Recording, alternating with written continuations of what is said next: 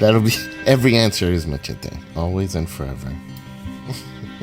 So that would be funny to do. Do we want to do that? Maybe we could do that for Farkham Con. Okay, whatever you want to do. Whatever you want to do. Machete. Man, the amount of people I get on Twitch that are like, you should say that, and I'm like, no, I just need to record Vase saying it and then just make it a sound clip and just macro it on my keyboard. Yeah, you'd get a copyright strike against you. But, yes, sir, I'm sorry, but you can't say the word machete. You can have Van Halen screaming in Panama. Damn. Oh, man, it's funny you mentioned that because I got asked to sing that on stream, too. Yes. I was like, dude, I can't do that, man. Like, one, I can't sing, and two, copyright. It was during our game of the Carnivale, wasn't it? It started before that, so like one of the regular viewers that we have on Twitch just was like, you should sing this song, and I'm like, I don't remember that song. And then like, oh, come on, you remember that song. And then of course I remembered that song, and it was, oh my god, it was a nightmare. Did somebody say they played Consternation? Was it you two? Yeah, I played it on stream Friday. Oh, okay. He played it solo using Mandy. 25 experience, Mandy, no less. And how did it go? Oh, we can talk about that in a second. It was But I want to talk about it now.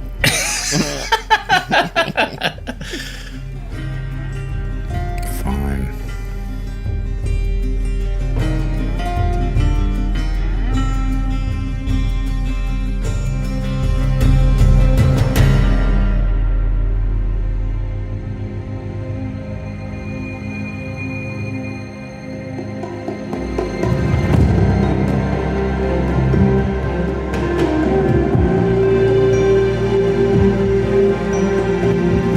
Worshipped, so they said, the great old ones who lived ages before there were any men, and who came to the young world at least.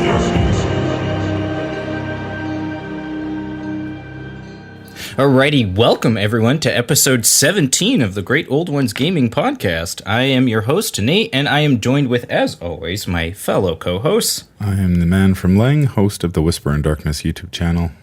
I'm Innkeeper Vase Odin with the Twisted Tentacle Inn. Hold on, I was having a cult meeting. We're meeting at midnight. Yeah, no, just go ahead. Bring the robes. Make sure that they do not have starch. Do you hear me? Look at me. Do not have starch. One knife is fine. Just don't forget it. Okay, sorry. We doing the podcast? This is Nathan from Arkham Horror Images of Madness on Instagram. Welcome. So before we dive into tonight's main topics, why don't we just quickly catch up and talk about what we've been up to recently? So why don't we start with you, man from Lang? What have you been up to recently? I have not been up to a great deal. The lull in content from FFG is slowly taking its toll on me. So I'm waiting for August, which is when all the goodies will drop. So I've just been working on catching up on my reviews and got some playthroughs that I need to record, and so I'll be doing that over the next couple weeks.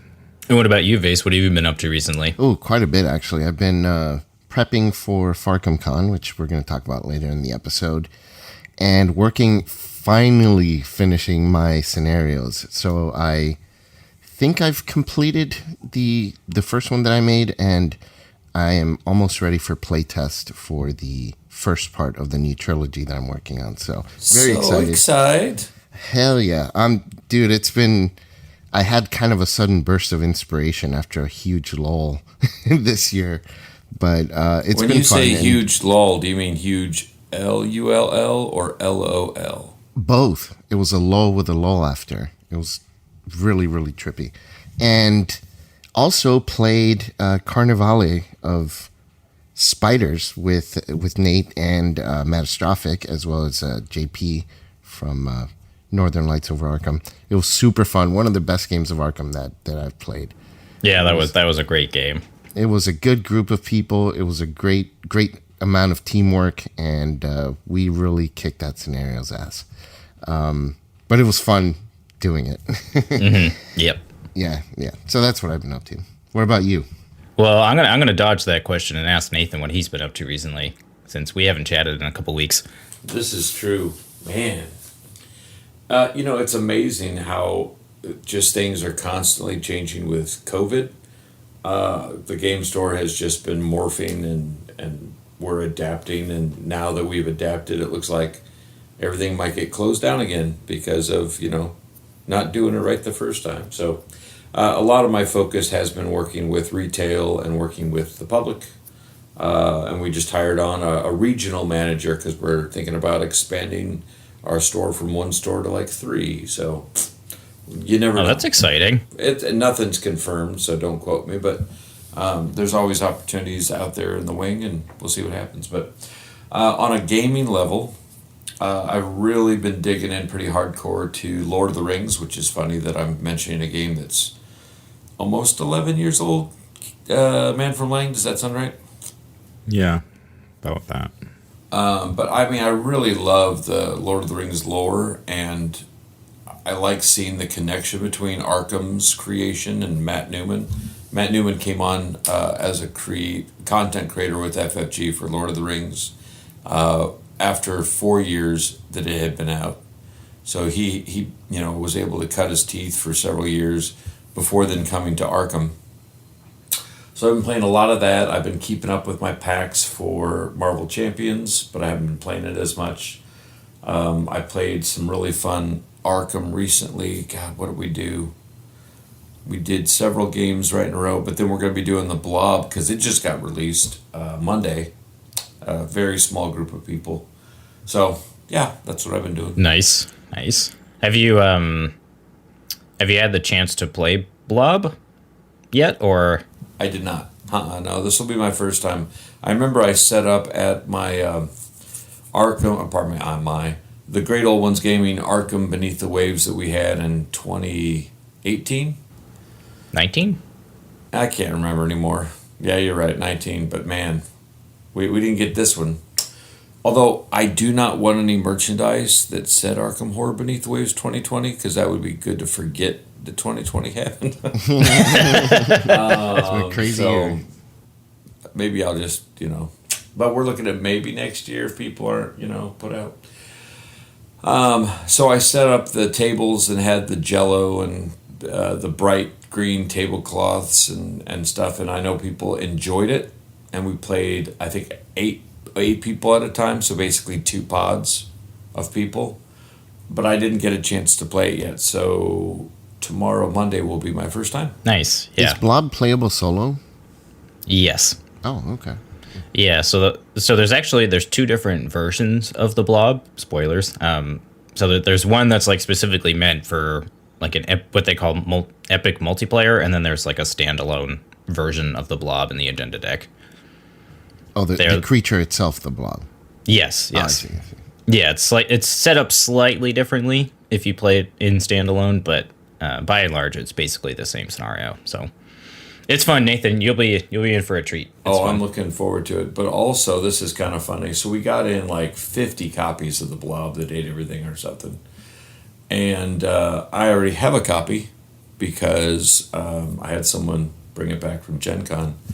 But then it was kind of funny because people all know that I work with, that I push Arkham all the time. We sell a lot of it.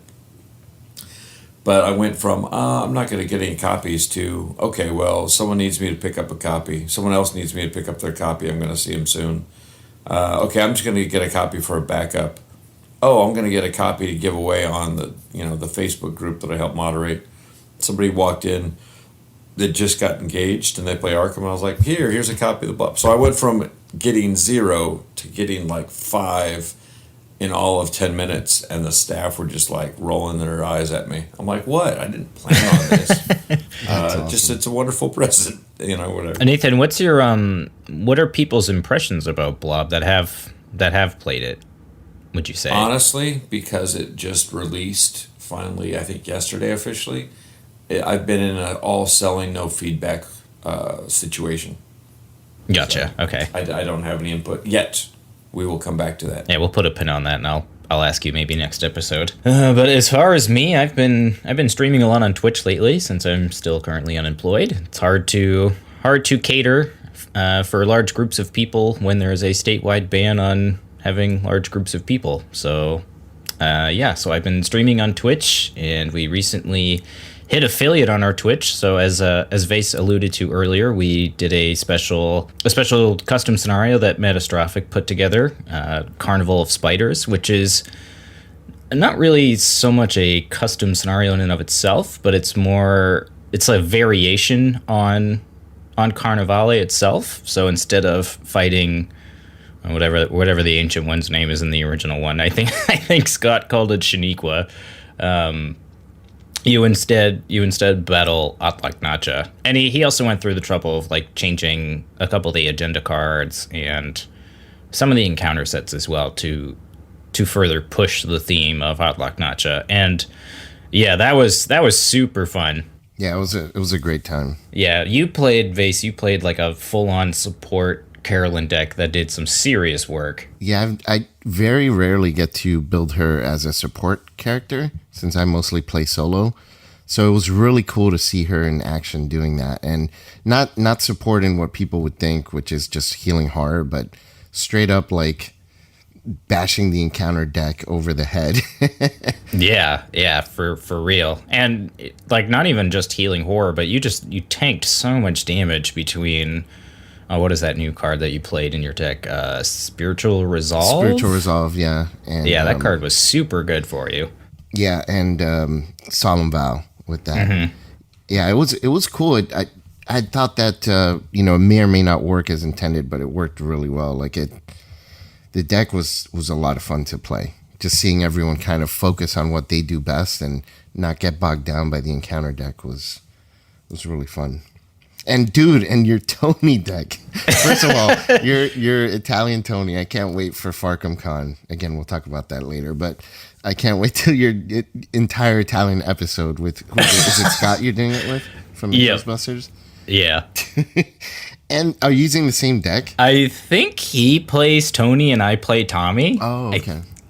I'm not sure. We haven't discussed the full details of it, but since Scott is kind of the progenitor of that meme with Tink Tank Tony, I don't even remember exactly how that devolved. I think it was just like a conversation on Discord and we're like, we should do this, and then we did it. It's just been like a meme ever since. Dude, I was cracking up so much, man. You could be saying like the most like simplest, I'm moving over to this location, but because you said it with I was just like, I literally almost spat out my drink at the time. It was so funny, man. And that deck was ridiculous, dude. That Tony built in that way can do some serious damage, man. Yeah, it was pretty crazy. There was one point when we were fighting out Atlaknacha herself that, oh man, I needed to deal 6 damage with the shotgun and ended up like, oh man, it was so epic. Like pulling an Elder Sign and dealing like 18 points of damage in a single turn.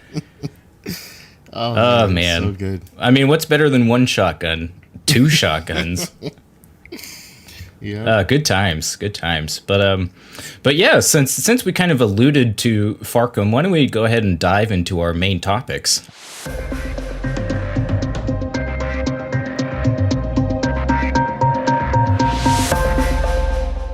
So starting with Farkham Con 2020, for those who are unaware, the Mythos Busters, along with I think it's the living or cooperative card game community, we'll have links to them in the show notes, but they've decided to go ahead and put together a remote Gen Con, so to speak. So Farkham Con 2020 is all Arkham all the time for 4 days, essentially. A bunch of the community has gotten together and they're going to be hosting various events. And of course, we were asked to host a few events ourselves. So why don't we go ahead and just kind of talk about the events that we're going to be hosting. So we're going to be doing a live show with Q&A and a game show live on our Twitch, which will be exciting. So if you want to submit questions, you can either submit them in our Discord server, or you can email Carolyn Fern, the botanist, at gmail.com, and we will kind of curate a list of questions and we will be answering them on stream, kind of like an AMA sort of style episode. Yeah. And the game show's going to be awesome. Yes. We have something very special planned for the game show. And then one of our other events is Pikmin's Chaos Bag. So Vase, that was kind of your brainchild. So why don't you go ahead and kind of discuss? So Pikmin's Chaos Bag is basically we're getting a short list of investigators and drawing maybe 3 or 4 of them, and then drawing an available card from their card pool, as well as an encounter card. And people can get inspiration from what was drawn and make some kind of artistic interpretation of the scene that's in their head. So, as an example, let's say you pick Wendy. Let's say Wendy's pulled, along with the Tennessee Sour Mash, and then Entombed or something. So people would interpret that, make artwork, or do like a skit on YouTube, or set up minis or anything. They can really do anything that's artistic, make a song out of it. But basically, that the cards are going to be drawn randomly by celebrity host or celebrity guest, probably just us.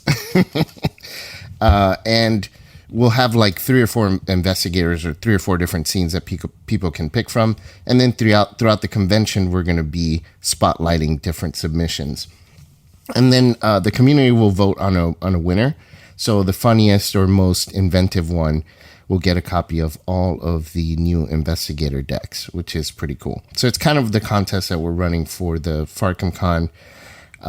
But I really am excited to see what people come up with, because there can be some really, really funny things that come out of this. And it's going to be somewhat random, so that's going to be also interesting what comes out. Yeah, and I love the H.P. Lovecraft Film Festival Pikmin's model, and I know you've really supported the artists from that. So really cool idea. Thank you for doing that, Base. Yeah. That's where I got inspiration from. Thanks for mentioning it, Nathan. It's I go to the H.P. Lovecraft Film Festival every year, and they have in the film festival, it's more like a convention, and they have like little things like that too. And so they'll have what they call Pikmin's Apprentice, where they'll get the audience to kind of pick from a list of things, and it'll be somewhat random as well. And then they'll have these really good artists just draw up something out of that scenario. So they'll had, I think last year it was like a Shoggoth in love or something like that. Shoggoth love and something else. And so the artists had to make their, some people made like sculptures of it. Some people made a drawing. It was really cool. They do it every year. And Dave Correa, who is one of my favorite Lovecraftian artists, he participates every year, and he always comes out with some awesome stuff for it too. But that was the inspiration for this. So I'm like, well, we can do something similar, but with Arkham. So we'll draw an investigator, one of their cards, and an encounter card, and see what kind of crazy, funny stuff comes out of it. I mean, I just imagine Shoggoth in love with like somebody like holding 2 Shoggoth minis and just trying to like make them kiss.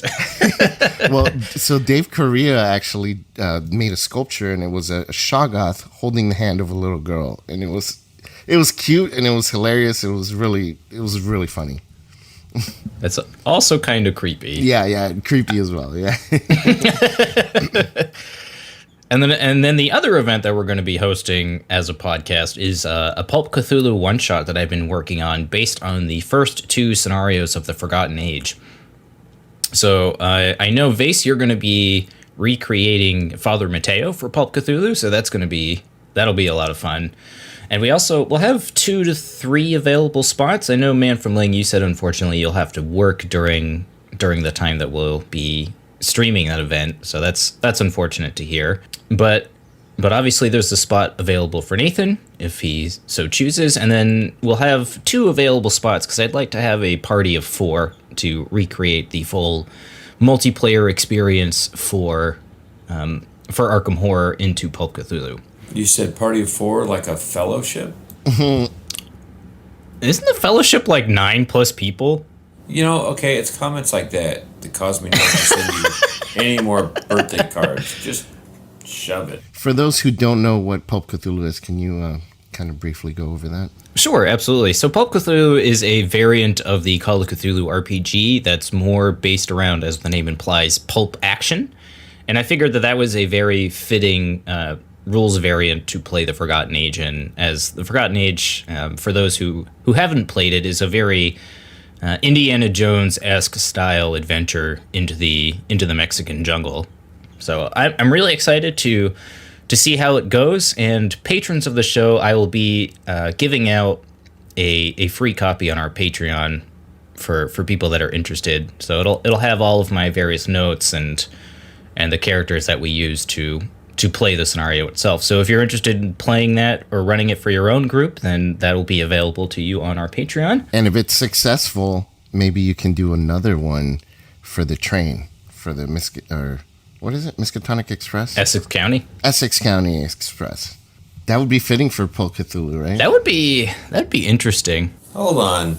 Just the visual of that would be awesome. Right? Like, what's up with this building looking like something just plowed through it? Oh, well, we had somebody from Panama mispronounce one of the scenario packs, so this train just hurtles through the middle of the quad. Jazz Mulligan, haven't seen him since, but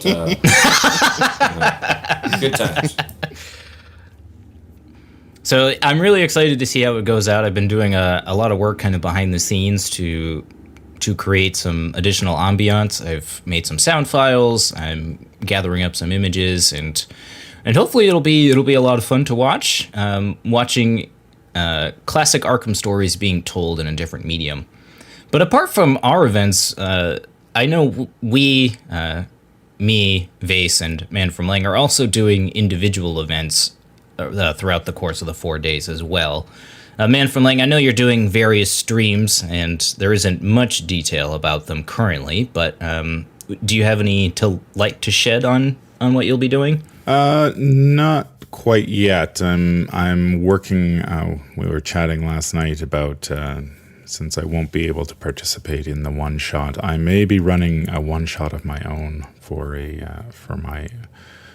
my D&D group, which would be which I'll be streaming, which would be cool just because they don't play Arkham, so it would be the scenario would be completely fresh for them.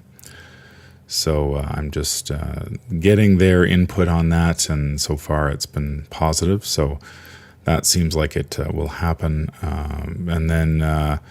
Still working on what else I'm going to do. My channel is sort of video related, so it's I'm finding it difficult to find ideas to do besides stream. So I'll be streaming for at least probably be doing if we do this scenario, it will be on the Thursday, and then I'll be streaming Friday, Saturday, and Sunday as well. And the one thing I can reveal is there will be giveaways. So if people are interested in picking themselves up some cool stuff, they can make sure they tune in. And we'll be doing a giveaway as well. I ordered an extra copy of Barkham. Ooh. So we'll be, at some point during the weekend, we'll be giving away a copy of Farkham Horror. So stay tuned for further details on that giveaway. That's fun. And Vase, you're doing some individual events as well, correct? For the most part, the scenario I was talking about earlier, I was finally finishing the scenario that I've been working on since early last year. And I've uploaded it to TTS, that's Tabletop Simulator, for those who are not in the know. And I'm trying to teach myself how to be quick at Tabletop Simulator so that I can stream it during the con. I mean, either way I'm playing the scenario, whether it's live cards, I'd prefer to stream it, because it's easier for people to see and read the cards and all that. You don't have the same issues as you do with cameras. So I'm trying to get better at TTS. I think I'm getting there. But I plan on releasing the TTS version probably early in the week, because I understand that, some people are very sensitive about spoilers, so they're not going to tune in because they don't want to be spoiled. So I understand that. So I might release it early. That way people can then play it, and then they can watch it and see if maybe they did something wrong or can clarify some things. But yeah, I'm gonna play my scenario and then do a Q&A right after, and that's mostly what I'll be doing individually. Can you resign first turn? You cannot resign first turn. Oh. Yeah, your scenario sucks. Yeah. I should add that in there. Just put it on the start. Just put it on the first location card. It'll be an encounter card. You draw the encounter card. You draw the encounter card, take a willpower test. If you fail, you must resign. That would actually be a pretty interesting encounter card. I don't know how you would balance that at all, but that would be interesting. Yeah, and if you play a 4-player game, then one of you resigns, like in the beginning. Oh, man. Yeah, and you know, if I have time, maybe I'll give a sneak peek of the first part of the new trilogy that I'm working on, which actually we will be giving a sneak peek for our Twitch channel here at the Great Old Ones in a little less than 2 weeks. So stay tuned for that too. Yeah, you can always stay updated on our Discord server. I'm pretty bad about updating our Twitter, so so if you're interested in updates, definitely hit up Discord. I'm pretty much on there all the time. So, what are you doing? You didn't say what you were doing, Nate. Oh, right. Yeah, I should probably mention that. So I've teamed up with a couple of different content creators to do events over the course of the weekend. I'll be doing a Labyrinths of Lunacy run with Brandon and the other guys from Optimal Play, who are great. If you haven't checked them out, you should be sure to. I will absolutely be sure to link their content in the show notes of this episode. I have not played Labyrinths in a 12-player group since I've mostly play solo. It's hard to find another 11 players outside of online communities. So I'm really excited to finally have that experience under my belt. And then, as Vase mentioned earlier, I'll be doing an event with Scott from the Mythos Busters called Italian Dressing, which is he and I play Tony and Tommy, and we play through a scenario and we talk in Brooklyn/Boston accents the entire time, which is great fun. So I'm not sure what scenario we'll be playing exactly. Maybe we'll be playing Consternation again, which hopefully doesn't go as poorly as my solo run of that scenario did. Solo's more swingy too, though, so that's... Yeah, it also doesn't help when you draw like all but 1 or 2 enemies of the encounter deck in like 4 turns. That was so brutal. Oh man, but I'm excited for Farkham. It's going to be a lot of fun, and I think it's great that the Mythos Busters have put together this event. Dude, it's amazing what they pulled off. They got so many content creators. They got the schedule going. I mean, they have a website dedicated to it. It's impressive that they were able to pull this off with such short amount of like planning. Yeah. Big shout outs to everyone that'll be participating in the event. I know that we have some other content creators that'll be doing events as well. Matastrophic, Drawn to the Flame, JP. Big Stupid Grin. So it's going to be a lot of fun. I know a lot of them have put a lot of work into the events that they're going to be running as well. So if you're curious, you can check out the Farkham website and you can register for the events that you want to watch. And we won't be mad if you don't watch our events, but don't be surprised if Nathan comes to you in the night wearing a robe and a ceremonial dagger. So. No star. I'm just saying. No star trope. Right. Of course. Yeah, we don't want any chafing in our dark robes. So.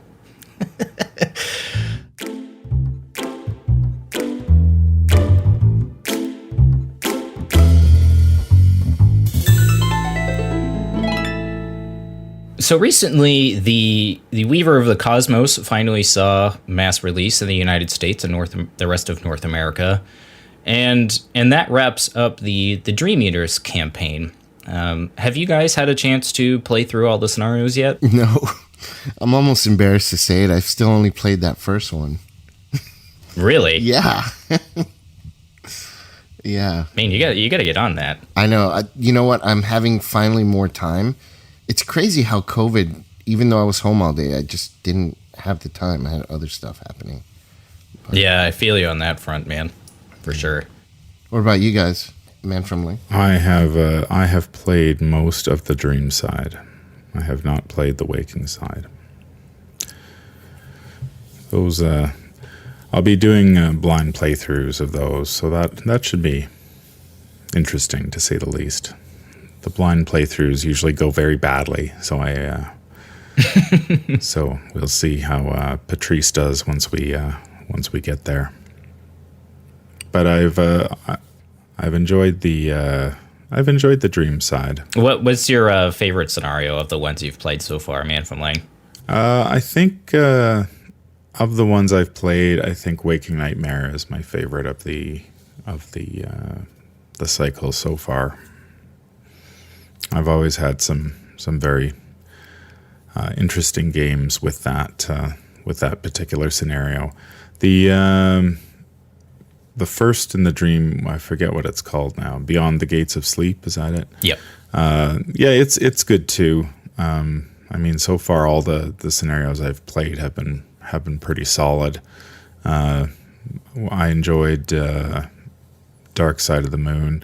Search for Kadath is kind of an odd one for me. I enjoy it, but it feels like a very long scenario. Yeah, it's interesting you point that out because I've played through the campaign on stream since it's been released, and yeah, I feel the same way about Search for Kadath. Like I want to like it more than I do, if that makes sense. Yeah, initially I was really hyped about that scenario, but I've played it 3 times, I think, and I'm basically I need to play it again for my channel, and it's every time I think about playing it, I'm kind of like, no, not tonight, because it's going to take me several hours to get through this, and I'm tired. And to be fair, it's supposed to be kind of an exhaustive questing. That's the search for. It's not called the casual glancing. All right, let's do this. Oh, no, there it is. All right, good game. Back it up. Yeah. So I'm kind of torn about it. I know it's I believe it's the scenario that I heard that Matt Newman was having some trouble developing, and it needed some reworking and whatnot, and so I sort of feel like it comes off being a little long, but it doesn't. I think it's long, but when I compare it to something like The Secret Name, which seems like 2 scenarios in one long, the Search for Kadath doesn't come off as being quite that exhaustive. Yeah, I definitely agree with you there. And I think Search sort of comes off after you've played it a couple times. I mean, the trick. You sort of know what tricks you need to do and which locations to flip, so it's not as I guess that tension isn't there. You can say that about a lot of the scenarios, but I feel like that one is particularly bad for that. Yeah, I think what I don't particularly care for in that scenario is just the constant having to reset up the entire board when you move to various locations. Yeah, that's a strike against it too. I mean, and I play mostly on Octagon, so I can. The setup is fairly quick, and I know when we played it in the 4-player Survivor group, constantly having to reset up the board and make sure the board state was right with between 4 players online was tricky. Yeah, I had that issue even doing it on Tabletop Simulator, where most of the setup is automated for you, and it's still pretty exhaustive. I think in my recent playthrough of it, it took almost 2 hours to play through it solo. Yeah. Holy what? Yeah, it's long, man. Yeah, it's a long scenario, and that sort of deters me from diving into it. Where a scenario like Waking Nightmare to me feels like really just a very solid Arkham scenario that has a lot of replayability because it can go so many different ways depending on what happens. Yeah, I remember watching. Was it Jim you played through recently? It was Jim that I streamed a Chaos Ultimatum Jim game. I played Beyond the Gates of Sleep first, and unfortunately my computer crashed, so I was unable to complete that. So I decided to play Waking Nightmare 2, and surprisingly, Jim did extremely well in that, and probably the best I've ever my best game of that scenario I've ever had. But I had 20 spiders on the table at the end of the game, so that was Quite something. Were you on a constant constellation of the consternation or whatnot? 20 enemies on the table sounds like Nate's game. They were all in one location, though. Oh my god. Yeah, they were all. I can't exactly remember how it happened, but I drew the Spider of Lang and ended up moving to one of the basement locations and dropping him there. And so the Spider of Lang will pull spiders every turn. So every turn I just kept pulling spiders from the encounter deck and dumping them into this one location. And then every turn, the Spider of Lang, you add a swarm card, I think it is, for every spider. Yes. So the Spider of Lang was pulling spiders that were creating swarms. So each turn there were more and more spiders in the room, but because they don't have hunter or anything, they're stuck there. So by the time I finally beat the scenario, there were 19 spiders, I think, in that room, and then there was one other spider enemy on the table elsewhere. Jesus, man, talk about a swarm of spiders. Yeah, I don't know if it's a legitimate strategy to pursue all the time, but it seemed to make sense at the time, and it actually worked out fairly well. So I assume that when we get return to the Waking Nightmare, there'll be some sort of encounter card that lets those spiders hunt. Because if at any time those spiders had moved, I would have been cooked. There would have been no chance at all. Yeah, I guess to kind of dive into the mechanics of that scenario a little bit, I think one thing that they could change, and spoilers, is the way that you close the infestation. Like, there's that one bottleneck location that if you seal that location, you can very easily contain the spread of the infestation. Yeah, I believe it's the stairwell. I believe it's the stairway. If you can seal the infestation at the stairwell, you're in pretty good shape. Yeah, it's either the stairwell or the location that connects to the stairwell, I believe. Yeah. The experimental ward or something. I can't remember. As soon as you're right. There is that one location that once you seal it off, it basically cuts off half the map, and then you just, as long as the encounter card draws go well, then you're in pretty good shape. My problem with that scenario has always been, you need to, again, spoilers, you need to rescue Randolph Carter fairly quickly. And my issue has always been, I get to the room and you have to make 2 skill tests, and I always pass the first one and fail the second one. And then if you do that for a couple rounds, you just fall behind, and it's very difficult to keep up. Yeah, it's tough. Unless you're packing like fine clothes, right? Because it's a parlay test. Yeah.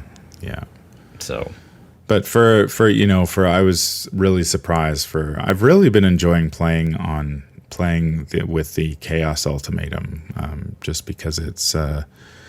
After you've played every scenario 10 or 15 times, adds a new challenge to it, and it's also fun just because when you play solo, a lot of the cards that you play with are the same in a lot of decks. You tend to play the same cards because they're just the best cards for the solo format. And if you're playing the Chaos Ultimatum, which is basically you get a random deck. For those who haven't played it, Arkham DB can generate a random deck for you. You end up playing a lot of cards that, at least I do, I always end up playing a lot of cards that I would never consider playing. But it turns out a lot of them happen to be useful, depending on, you often find yourself in a circumstance where cards you didn't think you'd ever play turn out to be somewhat useful.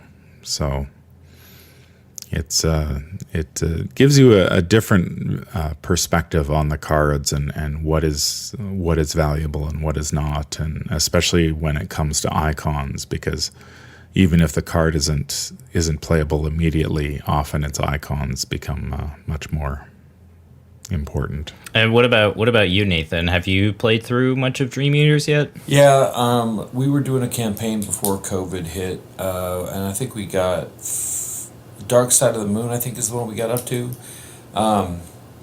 But no, I really like it. Like, it shot from, nowhere to be probably my second favorite campaign. Wow. I really like the Search for Kadath, though.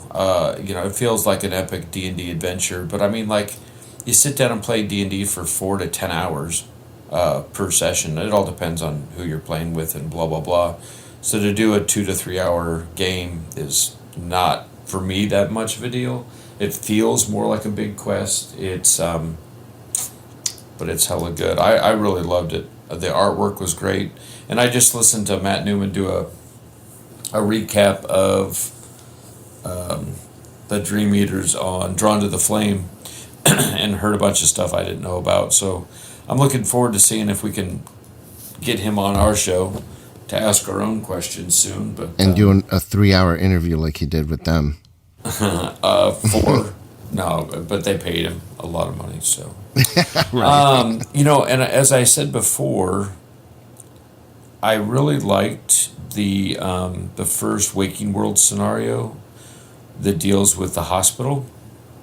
I tell people that when I'm talking about that campaign, I say that that's the first time in a long time that Arkham Horror, the horror was really highlighted, because they really did a solid job of making a mundane situation really creepy. And I loved it. And Matt Newman had said before that he took his arachnophobia and channeled it to kind of give it that extra boost. But no, I'm really liking the campaign, but I haven't plowed through and done the ones during the quarantine to just experience them. I want to play them blind first. So, but I'm enjoying it. That makes sense. Yeah, I think Waking Nightmare is definitely one of the strongest scenarios in the campaign overall. I really like the infestation mechanic, aside from that one little kind of cheesy thing that you can do by stopping the spread by, blocking that one location. But, and one criticism that I have is I kind of wish that they did more of that through B-side. There isn't a lot of unique mechanics, so to speak. Like, I think a lot of the other campaigns have this like overall arching mechanical theme, and I think Dream Eaters is more like the scenarios are very mirrored to one another. Like 2A is very similar to 2B in some aspects, and 3A and 3B are very similar mechanically speaking, and how the scenarios are structured, which I really enjoy. And then scenarios 4A and 4B, I haven't played enough of Weaver to formulate an opinion, but I really liked Where the Gods Dwell. I think that is one of the strongest scenarios, I think, of the campaign. I would say like 1B and 4A are my two favorites. I really liked the way Matt and the rest of the design team handled the like multiple forms of Nyarlathotep through that scenario. I thought it was really interesting. It is, if you play predominantly solo, that scenario is particularly challenging because of the way you ultimately have to defeat Nyarlathotep. But in my playthroughs, it's been pretty manageable. So maybe other people have different experiences with that scenario, but I really enjoyed those two scenarios in particular. As far as the two scenarios, I think I still like B-side more overall than A-side. I don't know how to feel about Beyond the Gates of Sleep. I like the story that it tells, but I feel that scenario is more of a formality. It's pretty easy overall, I would say. And then Search for Kadath, like Man from Lang was saying earlier, it feels more like a chore to play, at least in solo, a lot of the time, just because of how long it can take, and the constant setting up and taking down of the board itself can be a little jarring at times when you don't like have the full capacity, mentally speaking, to deal with it. And I really liked both the Dark Side of the Moon and Point of No Return. I think those are really good scenarios. But why don't we kind of go back and take a look at some of the other campaign story arcs and mechanics, and kind of discuss what we like about the previous campaigns, and what they could take inspiration from those campaigns into future cycles, like Innsmouth and the I guess the other upcoming campaigns that they're working on. Just the actual gameplay, or are you talking also player cards and investigators? I guess we can talk about all those aspects, as they're, I would say, all pretty equally important. So, but why don't we start with Dunwich, since that's the first full length campaign. I think we've kind of discussed our feelings on the core set a lot, so I don't think we need to beat that drum again. So, Vase, why don't you kind of kick off? What do you like about Dunwich and the mechanics and the story? So, especially now after so many other cycles have been released, I think the draw for Dunwich is kind of the simplicity, and not to say that it's too simple, but nothing feels clunky, or you know how you were talking about taking down an entire scenario and then resetting it back up throughout the entire playthrough of it. Like, Dunwich doesn't have anything like that. It's just locations, you move, you investigate. There are a couple of unique ones, like, you know, the Essex County Express that we mentioned. But overall, I like the simplicity. It's a very straightforward story. It's not, if you just want to play Arkham, Dunwich is the way to go. But what I don't necessarily like about it is the low amount of experience points. I think the developers were still playing around with what a good amount of experience point distribution was throughout a campaign, and I think they lowballed it way too much for Dunwich. Especially after playing it for the League of Extraordinary Investigators, it's really obvious that the Dunwich campaign really limits your upgrade ability for cards because of how little experience it gives out. Yeah, that's a fair criticism. I think most people would agree with you there, Vase. But to kind of go on your point about what you did like about Dunwich, what I particularly enjoy about Dunwich is I like that each scenario feels distinctly different from one another. Like scenarios 1A and 1B are very different from each other, and then those scenarios are very different from the preceding Mythos packs. And I like that, like, each scenario has its own mechanical theme around it. Like Essex County has the location set up in a certain way, and Miskatonic Museum is, about like evading one particular enemy and searching through, basically an explore deck, which we'll talk about later when we talk about the Forgotten Age. But I really enjoyed that each scenario felt really different, and the high points of that campaign are definitely really exciting for me personally. Like, I really like Blood on the Altar, and I really like, I know it's probably a little bit controversial, but I really like Where Doom Awaits and Lost in Time and Space. I think those are really great scenarios. Funny that you'd say the last one. Hello. Why did you not mention The House Always Wins? I mean, I feel like that's just de facto the best scenario in the game, so I mean, it's not really worth mentioning. Good point. So. The other thing that campaign arc has for going for it is that was the first campaign. So the first campaign you do, or the first experience you have with the game, is really kind of a seminal moment. You're like, oh, look what this does, and oh my god, and this has changed, and now we're somewhere different. So I really think that, you could argue that other people starting the game will have different experiences because they might not start with Dunwich like a lot of people did that were following along. But I think that it's definitely going to be nostalgia covered with our hindsight more than the rest. And that's kind of a cool thing. Yeah, I just think that speaks volumes to the design of the campaign itself. And the story is pretty good. I mean, it like no pun included alluded to, it is kind of just pulpy nonsense, but I don't think that does a disservice to the story at all. Personally, yeah, I think it makes it fun. Yeah, it's a lot of fun to play. Manfredling, what are your thoughts about Dunwich overall? I agree with Nathan that as the first campaign for most players, it earns a lot of praise for that. I still enjoy going back and playing it.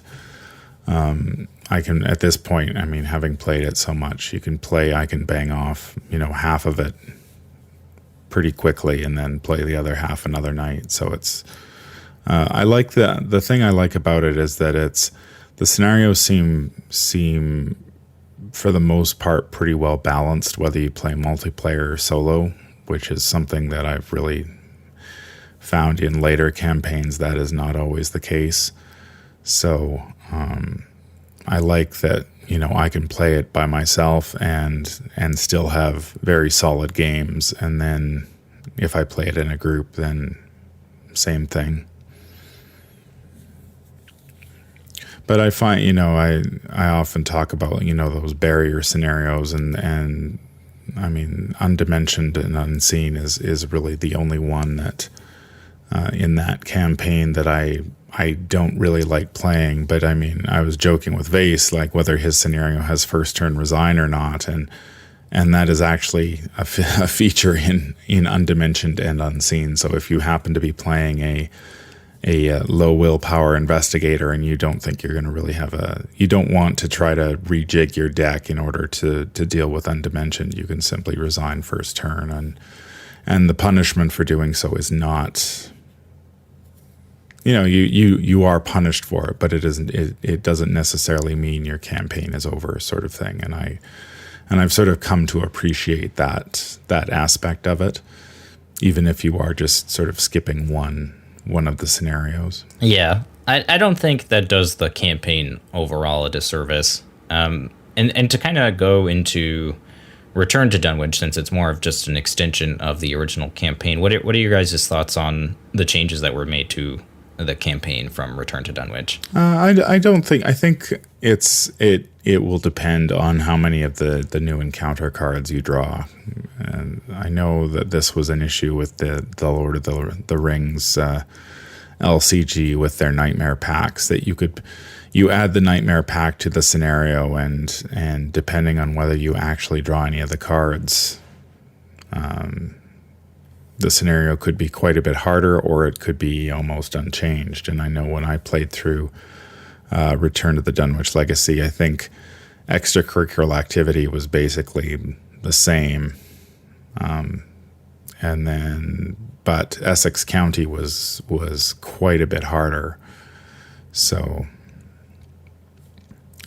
and Undimensioned was actually quite a bit harder too, just because the broods get a significant boost, which can be, especially late game, once a couple of them get those treacheries on, or get those encounter cards stacked on them, it can be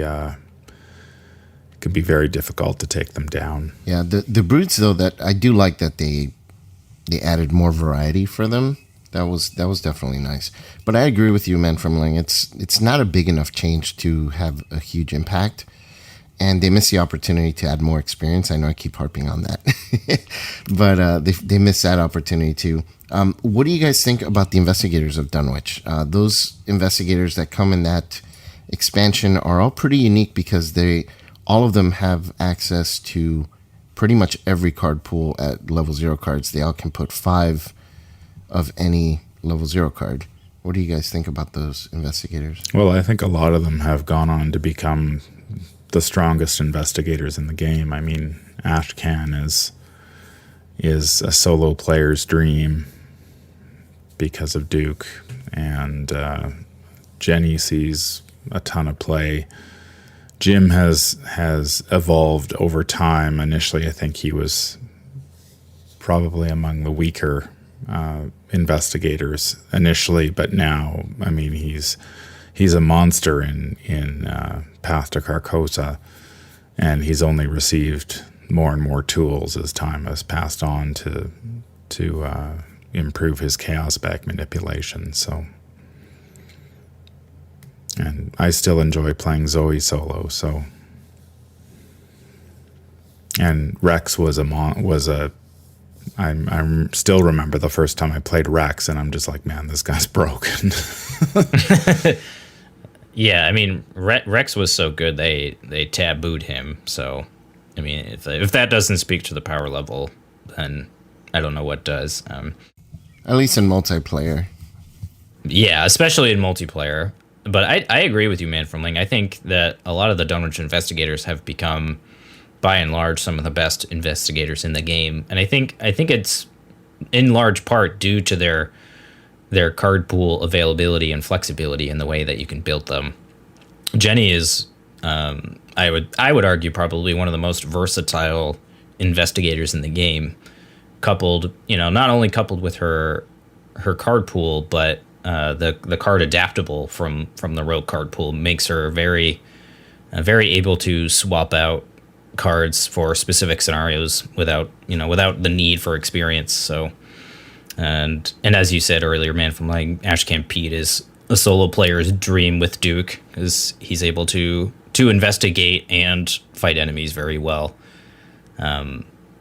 Yeah, and I think like Zoe's a lot of fun, and Jim has become a lot more interesting. I know fan of the show and patron JP has built a Winchester Jim deck, which I've tried out, which is actually a lot of fun if you can get it to work. So Jim is a fun experimental investigator too. What about you, Nathan? What do you think about the investigators from Dunwich? Well, Jim Culver's always been my favorite investigator, so I liked him even before the power creep and before Carcosa. But like everybody said, he definitely has become better. Touching back on what you'd said about the return to, I do like the notes that they added. I really like how they fixed the experience. Sorry, Vase. No, I'm joking. That didn't happen. I like the way they changed up Undimensioned Unseen a lot. It's kind of what I've done with some other fan mades that people have done to make them just a little more dynamic. But yeah, no, the investigators are great. The fact you can have a Dexter in the world of Arkham in the form of Zoe is a lot of fun. So yeah, no, great job overall. So why don't we go ahead and talk about Carcosa next, because I think that this is by and large the community's favorite campaign. What do you guys think about? Now, why is that? I think for me personally, I think it's a combination of the story and the mechanics in the scenarios. I think a lot of people enjoy the doubt and conviction storylines that you can go through when playing the campaign. The investigators that they introduced in that campaign are exciting, as are a lot of the player cards. So your answer is a little bit of A, B, C, and D. Yeah, I think so. I think, I think maybe this is a bit hyperbolic, but I really do think that Carcosa really is kind of the sweet spot, so to speak, in difficulty and in replayability. Like Unspeakable Oath is probably one of the best scenarios in the game, and I don't think that that's a long shot to say. But what do you guys think about Carcosa? Well, Vase, what do you think makes Carcosa one of the fan favorites? I'm going to take a left turn here with that, and I think it's because it's the most horror of all the campaigns. It plays a lot with madness, and the doubt conviction mechanic is pretty cool, but I think overall the campaign with its psychological horror is so different than an in-your-face monster. Like pretty much every other campaign is more pulpy in that way. Dunwich, Forgotten Age, Circle, not as much, and then Dream Eater's just weird, but overall I think Carcosa is just straight up, there's always something behind you, and you kind of just feel this creeping feeling under your skin the entire time that you play it. And I think that's got a lot to do with it too. What about you? Well, I like the fact that you just wrote off Dream Eaters as the weird, it's just weird. That should have been on the deluxe box art and cover. Dream Eaters. It's weird. Vase. It's based on one of the weirdest stories too, but Man from Lang, what do you think? I really enjoy Paths to Carcosa. I like a lot of the scenarios just for their standalone potential. I think a lot of them play extremely well. Just if you want to play a game of Arkham without necessarily playing the campaign. I think the choices that you're offered when you play Doubt and Conviction are interesting enough to, if you want you can sort of tweak the campaign to your player level. If you want a slightly easier campaign, you can go one way. If you want it to be slightly more difficult, you can go another. I think all of the scenarios are by and large very solid. The only one that sort of bothers me is the one in Paris. The name escapes me now. Phantom of Truth. Phantom of Truth, yeah. Just because it's very much like Undimensioned and Unseen, which is very willpower heavy. Phantom of Truth is very evade heavy.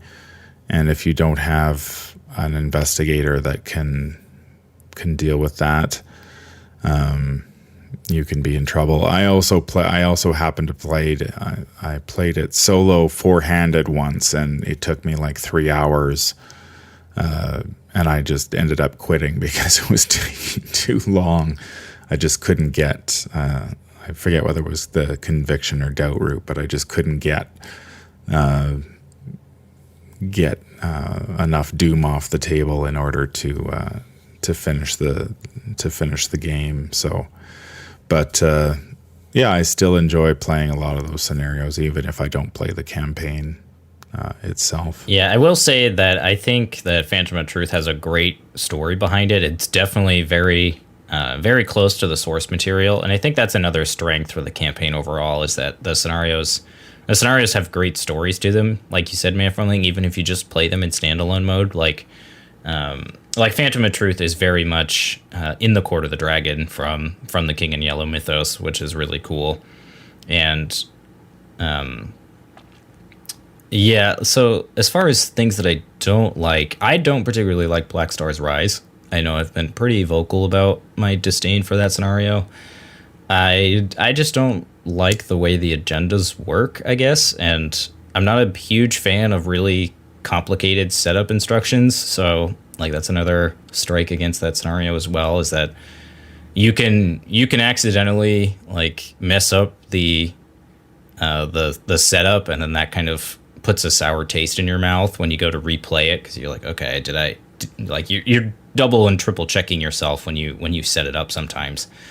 But overall, I think that campaign is definitely great. So hearing what everybody had to say, listening to the community, I just want to say that it's probably, the King in Yellow, and thanks again for that book that you all gave me after Arkham Beneath the Waves. That is gorgeous.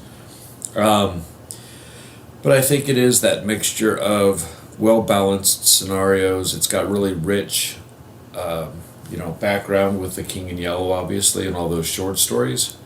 I think, unlike Dunnage, I think it takes you out of just the narrative and makes it more personal.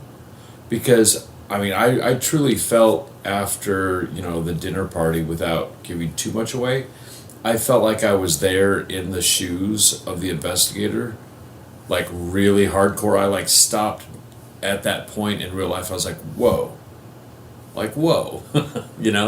and things like that really stand out. So I think it made it more personal for people, well-balanced scenarios, rich campaign, references to come off of. So I just wanted to say that real quick. But Nate, unplug, go right back to your comment. Wait, one last thing. And Nate, is it wrong for me to like Black Star's Rise just for the art? Because no, I don't think so. I really love the artwork and the locations, and it's beautiful, and I like it just because of that. I guess I let the mechanics pass me by and forgive it. That's fair. Like, not to yuck anyone's yum, but I think you can absolutely like a scenario just because you like looking at the art, or you like the way it plays, or you like the story behind it. I think that's kind of what makes Arkham great, is that there are multiple ways to enjoy the game, and it's not just a mechanical thing. So is yuck anyone's yum an official thing you say? Is that like normal? Is that a thing people say? Yeah, man. You've never heard that? Not to yuck anyone's yum, but you were just nated. Oh. Nated is an official term. Yeah. Yeah, after my past couple of games on stream, that has become a meme on stream. So, oh my god. Sorry, go ahead. But But yeah, what do you guys think about the investigators and the player cards introduced in Path to Carcosa? I think there's a lot of unique cards like Stick to the Plan. Mark is a really interesting investigator. I think that the name escapes me. Oh goodness, wow. Well, how am I forgetting all the investigators that are included in Carcosa? Mark, Min, Akachi, William, Safina, and Lola. Yeah, so Lola is obviously a bit of a contentious investigator. Best investigator in the game. You can play any. Oh, sorry. No, clearly the most advanced. You have to be a pretty advanced player to really make her work. That's, I think, the best way to describe her. Mm-hmm. But I think that she is very interesting. If you're that kind of player that likes to solve that sort of puzzle, I think that's great personally. So. Yeah, and I think by and large the investigators are really, really good. Min was kind of an investigator I slept on for a long time, but after playing her, she's awesome. Really quite strong. Safina was a new character invented for this, or this was her first appearance, I should say, in the Arkham universe. And she's become easily one of my favorite rogue investigators. After playing her through Dream Eaters recently, she's so much fun. Her card pool is really interesting, and her unique draw mechanic is really, really fun to play around.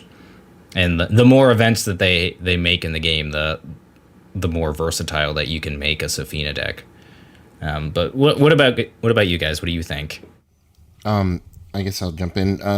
I think that the investigators definitely, for this cycle, you started to see them experimenting more with some of the mechanics. Like you just mentioned, Safina.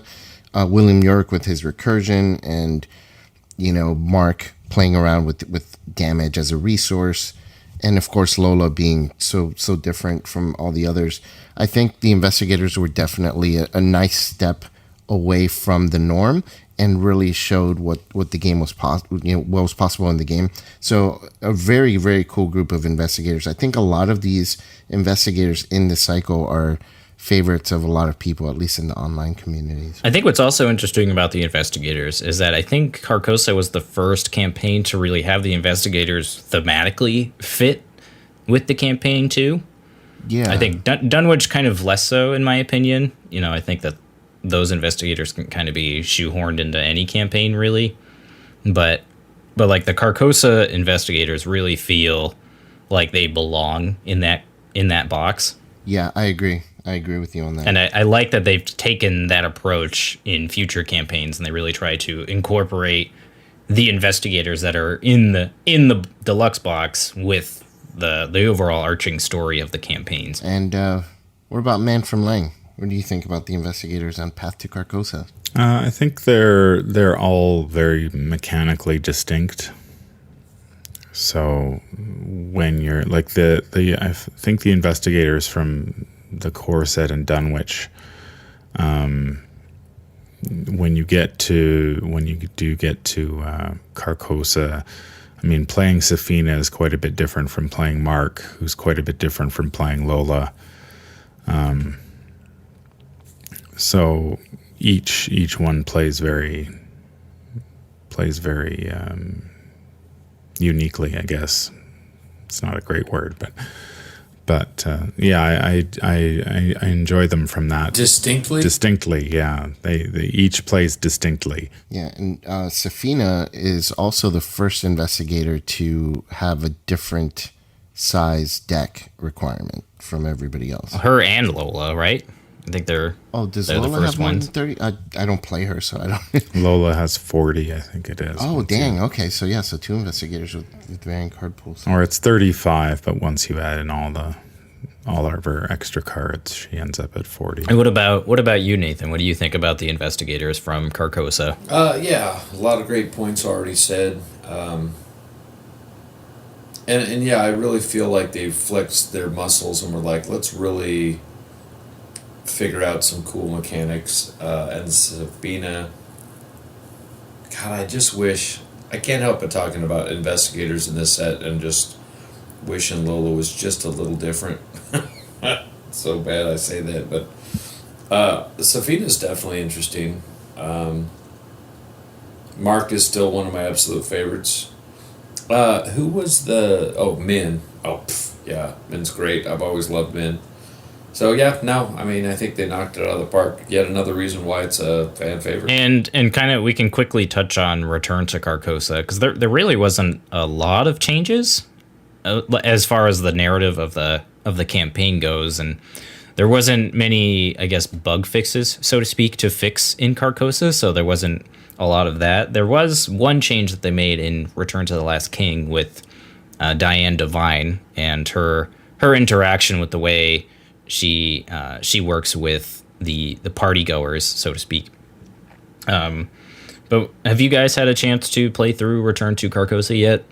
And if so, what are your guys' overall thoughts on the changes? I mean, you and I have been playing through it. We haven't got very far, but I'd say that the Last King change is fairly significant, and I think actually echoes the addition of the new enemy is pretty significant as well. Because echoes you can almost sleepwalk through if you're, but I don't think you can do that in the Return to version as easily. Yeah, that's a good point, man, from Lang.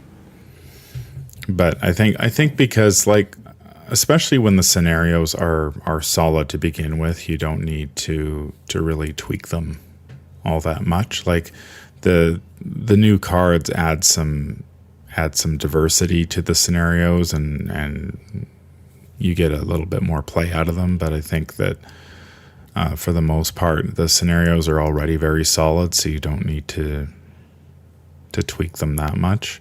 I haven't played Return to Black Star's Rise yet, but I would be interested to see whether they, because you can cheese that scenario pretty easily. I'd be interested to see if they tweak that a little bit, but that's about all. And holy crap, the after the dinner party scenario, is it the Last King? Yeah. The return to of that, holy crap, that's a new high bar for difficulty. Yeah, definitely. I never do well with that one. It's fun though. I like that one.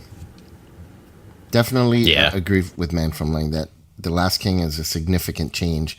Not that the original was bad in any way. It's definitely plays so much different, but both are good, I guess. Yeah, I think the changes more to Carcosa, at least specifically with Return to Last King, was more just they wanted Diane Devine to work in a particular way, and they kind of flubbed on her mechanics a little bit. So Return to just kind of, I guess, makes it more of the spirit of the intention.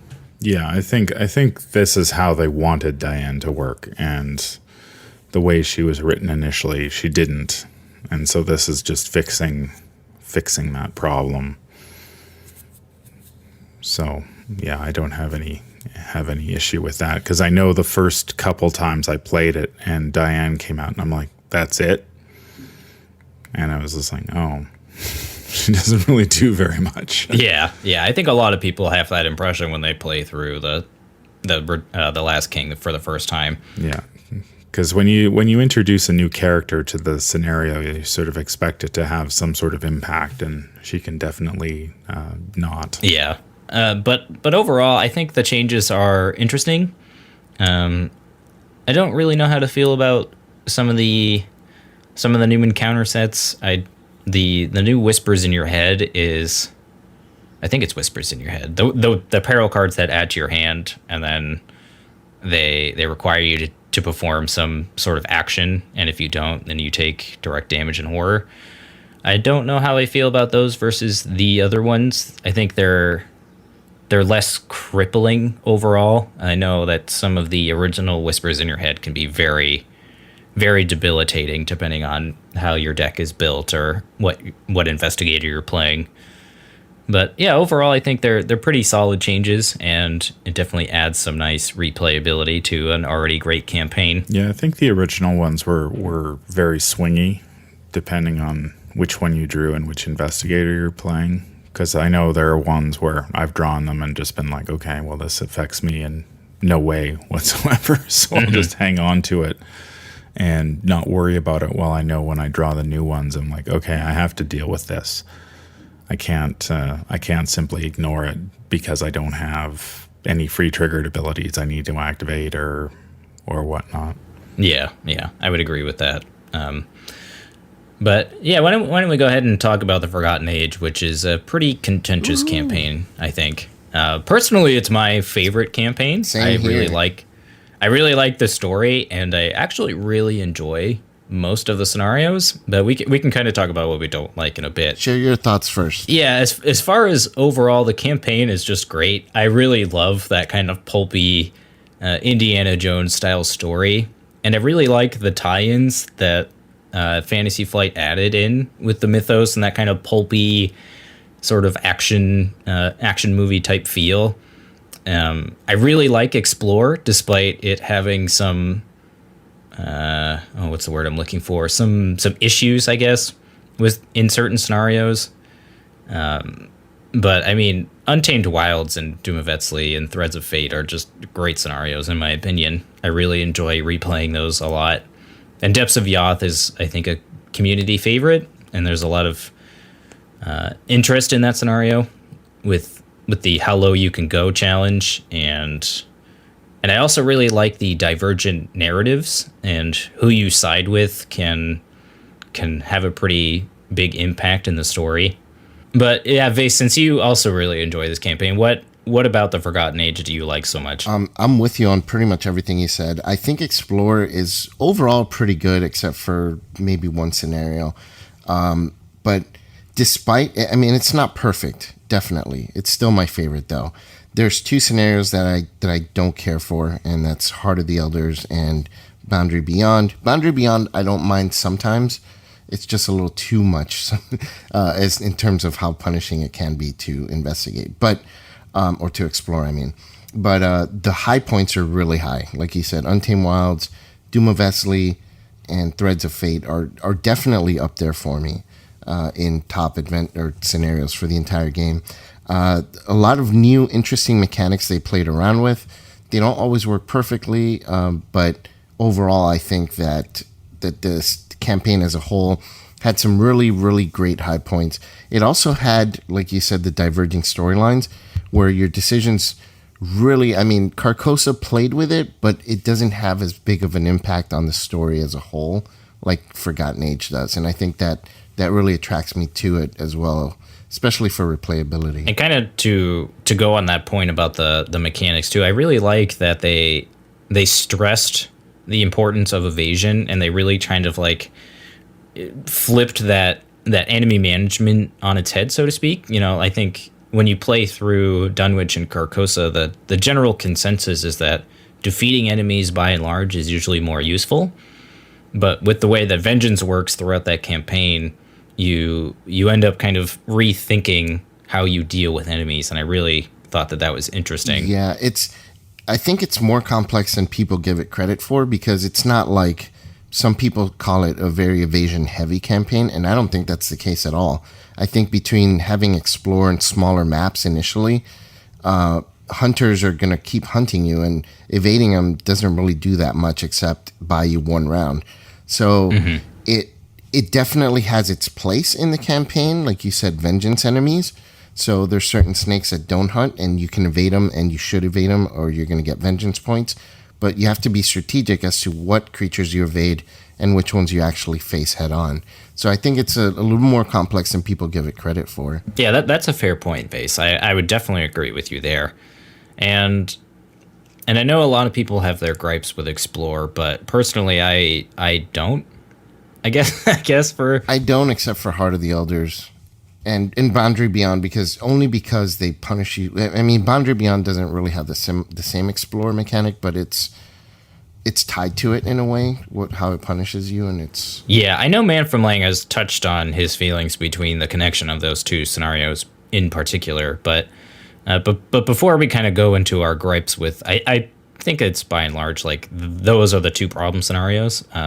Man from Lang, why don't you kind of just quickly discuss what you do like about the Forgotten Age? I like a lot. I mean, I really enjoy a lot of the scenarios, and I still play a lot of them in standalone mode. just because I think the scenarios themselves are quite solid. The Untamed Wild is still one of my favorites to test decks against, and then Doom of Estley can be a very intense run depending on how things work out. Sometimes it doesn't work out so well, but for the most part, I've had some of my best games playing that particular scenario. But for me, the biggest issue with the campaign is Heart of the Elders by far, and I'm really, really hoping that the Return to the Forgotten Age box will fix it. Well, like Matt Newman, pardon me, he came out and said that people that liked the Forgotten Age are going to like the Return to, and people that hated the Forgotten Age are going to love the Return to. So I think he tackled that one full on. I hope so, because I do enjoy that campaign. I don't know if it's my favorite, but I don't know if I'd go as far as to call it my favorite, but I do enjoy it. I do enjoy a lot of those scenarios, and it's my only small negative about playing them solo is that they do depend on the supplies, and I really just don't like having to bother picking supplies before I play. So I tend to assume that I have a couple of supplies, or I just ignore them altogether, and I find that it doesn't really affect the games all that much if I'm playing standalone. So that's nice. That's fair. But tracking, when you're playing, I don't like the whole tracking of supplies thing. It adds a whole other layer to the bookkeeping.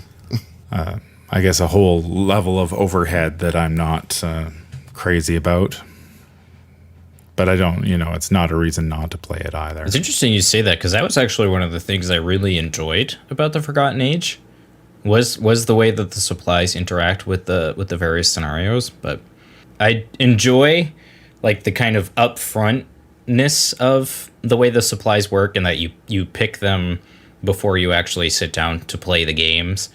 And like one of my biggest gripes with the game as a whole is I don't particularly enjoy scenarios where you have to deconstruct and then reconstruct, so to speak, like when there's a lot of bookkeeping in the middle of a game. That I don't particularly enjoy, but I liked the way that the supplies interact with the campaign overall. I do wish that they had a bit more in terms of like encounter cards that require certain supplies, or not require but have some special interaction with your supplies. So a little bit more of impact into the game, I think. I'm assuming Man from Link doesn't agree with that, since he didn't like the keeping track of them. But I do wish that it had more of an impact in the actual games. I think it's funny that we seem to be counterpoint to Man from Lang for several points. Sorry about that, Man from Lang. No, I enjoyed the supplies, and as I was saying earlier, I think they were well done, because you never feel like you can grab enough supplies. Even with playing with 4 people and everybody takes something different, you're always like, oh, I wish I would have had this or that. So I thought that balance is pretty fun. I also appreciated someone, and I don't know who off the top of my head, but I think it's on the files on Board Game Geek for Arkham Horror, the card game. But someone had done all the pictures of all the supplies. So for like 2 sheets of paper or 2 cardstock sheets, you can get all the supplies needed and like pass them around to people, and it makes it a little more, personable. But that just heralds back to the day of choose your own adventure books, where it'd be like, hey, you can start the game with any of these 2 potions of 7 potions. And once again, when you play the game, you want them all, but in reality, you've got 2, I also did like the exploration mechanic. I thought that was clever. Yeah, Heart of the Elders breaks you, but as much as it sucks, spoiler warning, I was very grateful that before the Forgotten Age even came out, I had gone and bought like 3 of each, 2 different styles of carnivorous plants. So I had that shit on lockdown when I had to use them. We were playing, and I was just like, boom, here's a bunch of stranglevine and whatever, and people are like, how did you know? I'm like, my heart knew. I guess my one big gripe for the whole thing is very simply no blowgun. Other than that, I had a great time. And I did message Matt Newman right away and say, why all the snakes? So yeah, I mean, no blowgun definitely sucks, but kind of like you said, I really liked the tension that the supplies give you. Like, I really wish I had taken the canteen for this, or I really wish I actually had the pendant for this particular scenario. But to kind of go on Vase's point, I do kind of wish that there was more positive impact for taking scenarios or supplies, excuse me. There's a lot of like, if you have this, then something bad doesn't happen to you, but there isn't a lot of, if you have this supply, you get to do something good, barring the exception of like the canteen, for example. So I do kind of wish that there was more positive interactivity with the supplies rather than just, oh crap, I forgot this and now I have to take less resources in this scenario or draw less cards or something like that. So but what are you guys' thoughts on the investigators of the Forgotten Age? I personally have really come around to Calvin after playing through a couple different campaigns with him. He's actually been a lot of fun for me. So I was going to say, you've been playing him a lot lately. Yeah, he's I think specifically with Calvin, it's more that he finally has a card pool to build a reasonable deck with, kind of in the same vein as Jim that we discussed earlier. Like, he was probably a pretty weak investigator, but now that he has the tools he needs, he can be really, really quite potent. So I really like him, and Ursula is also a ton of fun to play. She's very powerful and solo, as we've discussed in previous episodes. And Father Mateo I really like his story, and I like his mechanics, but I think unfortunately he's kind of one of those investigators that needs more unique cards to his card pool to kind of be fleshed out properly. Yeah, I think Father Mateo is probably one of the weakest investigators, unfortunately, just because of his special ability is once per game. And once you trigger it, he's blank. Yeah, that's a fair point. And his card pool is essentially just Mystic plus some Survivor cards. Yeah, and he's a Mystic with 4. His card pool is limited basically to Mystic and Blessed, and he's a 4 willpower Mystic, which is not. If he was a 5 willpower Mystic, he would probably be a lot better. But at 4, I find I played a lot of him through the Forgotten Age, and just never really. Some games he'd click and he was amazing, and then a lot of games he'd flounder and then he just couldn't recover and he wasn't fast enough. Now that could be just a Mystic problem in general, but he just didn't seem to have the tools he needed to get the job done. I haven't revisited him since then, Calvin,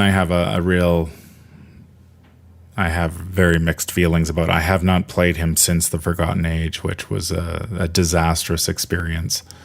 I played him through Night of the Zealot shortly after he was spoiled, and had a really good campaign with him, and was really looking forward to playing him. And then I played him through Untamed Wilds, and it's the closest I've come to rage quitting the game, and haven't played him since. And everyone keeps telling me he's a lot better now, so I will have to revisit him at some point.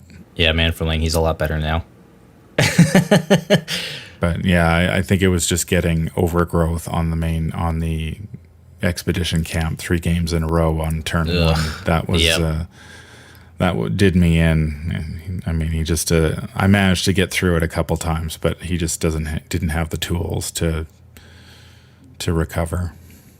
I mean, to be fair, man, from Lang, that would probably make me rage quit a scenario too. So I feel you on that front. Nathan, what are your thoughts on the investigators from TFA? Every time I hear TFA, I think of what do you call it? Like some kind of flight thing. TSA? What is that called? TSA? Like, so every time I hear TFA, I'm like, what are we flying? What's going on? No, they were great. I think they continued what they started with, well, especially Pat DeCarcosa, and they really made some distinctive people with their abilities. Like Calvin really shook people up. I really like Father Mateo, but I want to give credit where credit's due, and Man from Lang really puts characters, investigators through their paces by doing a lot of gameplay. So if he's like not happy with his willpower, like, I'm going to give him that credit of, okay, it's probably too low, but I've enjoyed Mateo doing him in campaigns and having that power, almost like a prayer for when that one insta-failure comes and be like, you know what, nah, let's go ahead and make that an elder sign. It just feels kind of cocky good. Ursula's always strong. Finn, I haven't really played much. Leo's okay. I keep on going back to Mark. But, yeah, overall they're pretty good. Yeah, I think my issue with Mateo is more just when I played him was his inconsistency and his very small card pool, which doesn't give you a lot of. I think it's gotten better. I mean, it's obviously gotten better since then. But did you find the experience out? Oh, I like the fact that he gets that experience. I mean, it adds a real interesting dimension to his deck building. But I find that adding. I mean, you've got a couple options there. You can add a couple of low experience cards, or you can try to go for the big, buy a 5 experience card, and it seems really cool to start off with a huge experience point card in your deck, but ultimately it really depends on whether you draw it. And in the games, you don't, like, one card in 30 is not gonna swing a game if you don't draw it. Yeah, that's fair. And so I found that, it was often better. I tried to, like, pick up a couple of smaller cards but even then, it wasn't enough to make up for his lower willpower, which is, I mean, at the time, before Dream Eaters, when Mystics have received all these options not to go the willpower route, really at the time I was playing him, I mean, Mystics had to go willpower, and his willpower was lower than. I mean, it was still above average, but it wasn't Agnes or Akachi status. And if he just didn't get the right cards to get his willpower high enough, he could struggle. Yeah, I feel that way about Akachi personally too. Like all the things that you've said about Father Mateo, I feel kind of similarly about Akachi, but obviously Akachi doesn't have the 4 willpower problem. I don't know. I think Akachi's really good. I think, though, that with the Circle and Done release, her power level went down a little bit because a lot of the other Mystics now don't have to worry about charges as much as they used to. And, her big thing was the extra charge on spell cards. So I feel like Akachi, or not so much her power level went down, but I feel like other Mystics kind of went up slightly above her in terms of that. Mm-hmm. Her ability is not as important as it used to be. That's a good point, and that kind of leads into our next campaign, which is the Circle Undone. So I have my gripes with TCU as a predominantly solo player. A lot of the scenarios are difficult and very long, and not to say that, like, difficulty is a bad thing per se, but they feel difficult just because they're so long and grueling, and particularly Secret Name and Wages of Sin are very, very difficult, and they don't feel rewarding. So those are kind of my initial gripes with that campaign. I really enjoy the first 2 scenarios of that campaign, but I feel that the rest of the campaign for me doesn't really click.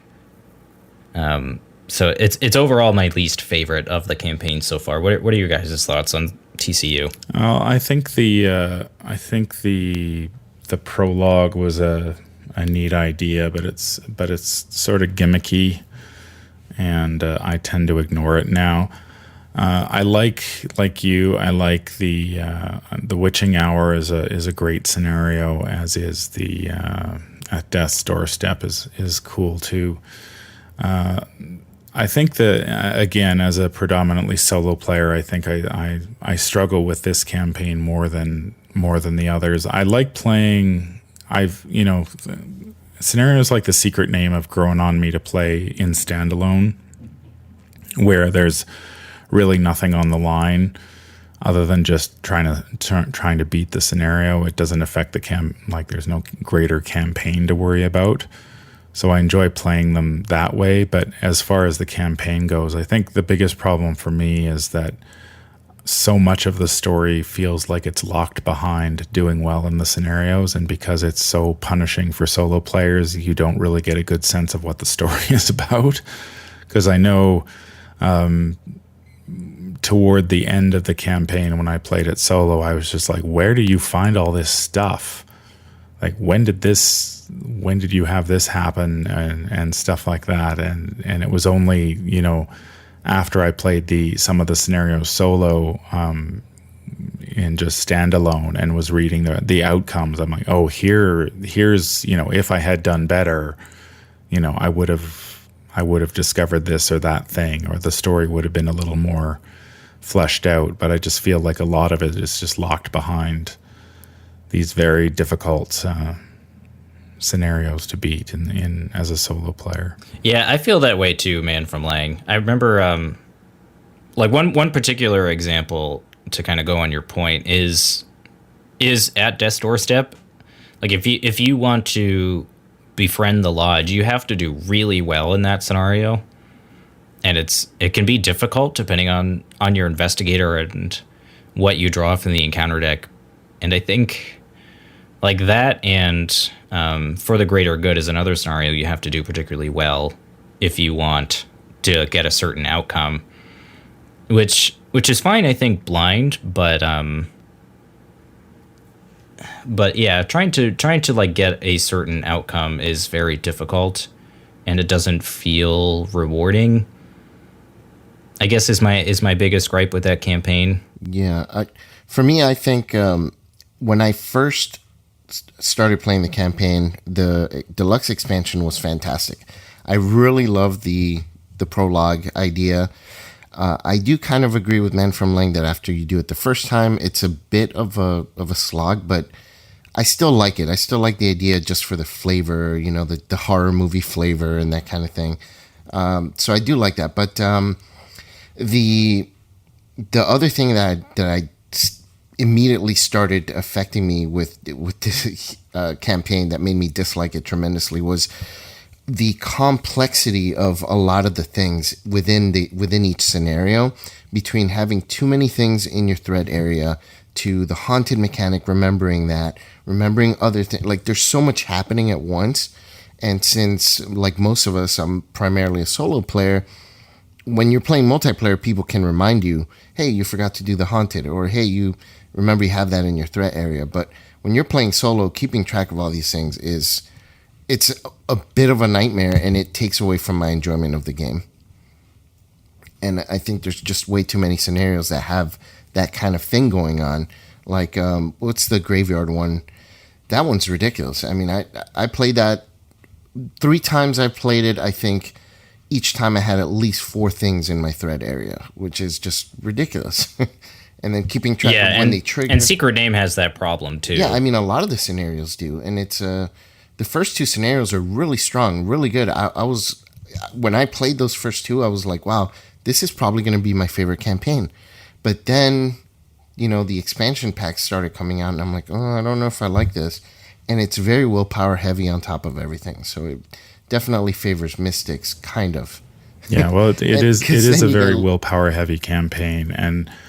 And I mean, one of my gripes about Undimensioned and Unseen was that it favored high willpower investigators. And so then you hit TCU, and the whole campaign favors high willpower investigators, and it punishes you for failing investigate tests. And if you're not, so if you don't have a good, if you don't have a high investigate, you simply can't. Unless you have a high intellect, you simply can't do those. Just an investigate check to try to grab a clue, because the punishment is just too extreme. And this is particularly true. Like, secret name is really drives that home. I mean, I don't know how many times I've done investigate checks at the rat room, and I've been like, oh, okay, I should have this, and then I just draw an auto fail, and from that point on, things just. I think the scenario went a little too far. Yeah, exactly. Things just spiral out of control, and there's very little you can do about it. And then, of course, in that, you just get your threat area loaded up with willpower treacheries that you've got to deal with, and you're just. And they trigger at different times. Some end at the end of the mythos phase, some are at the end of your turn, and it's a constant testing with things in your threat area, and then there's treacheries that add the haunted mechanic to locations that are not haunted, and you have to remember that that's the case. There's just, I think, too much. The campaign overall asks too much for a solo player to keep track of, on top of all the other problems that it has, which is too bad, because I think the theme was there. I love the whole witch theme and the ancient history of Arkham that's coming back to haunt the current citizens. And then the secret society that's trying to prevent certain. I do like that power struggle. I like the idea of it, but the implementation was, I think, not as successful as we all had hoped. Mm-hmm. And then later on in the campaign, Union and Disillusion is I don't even know how you beat that scenario as a solo player. Yeah, and and I know we're going to talk about investigators in a second, but briefly, because it ties into this, I think almost all the investigators in this campaign suffer from a similar thing. They're all very complex. So my big thing with this game is a new player coming in gets the core set, and if a certain campaign is the only one available, what is going to be their impression of the game, and will they end up not liking the game because of it? And I think this campaign is one of those that can cause that, because between the scenarios being overly complex for a solo player, the investigators overall are a little bit more complex than the rest of the investigators that came before them. Yeah, that's a good point. And I think a lot of the investigators from TCU are very dependent on, if you want to do well with them, I think they're very dependent on having a lot of the other previous packs, particularly Diana Stanley. You want as many good cancel cards as you can get. And, some of those aren't found in the core set or the Circle and Done. So that's an issue. Another investigator is Preston, I think, can suffer from that same issue a lot. And then I guess Rita's the most straightforward of the group, without a doubt.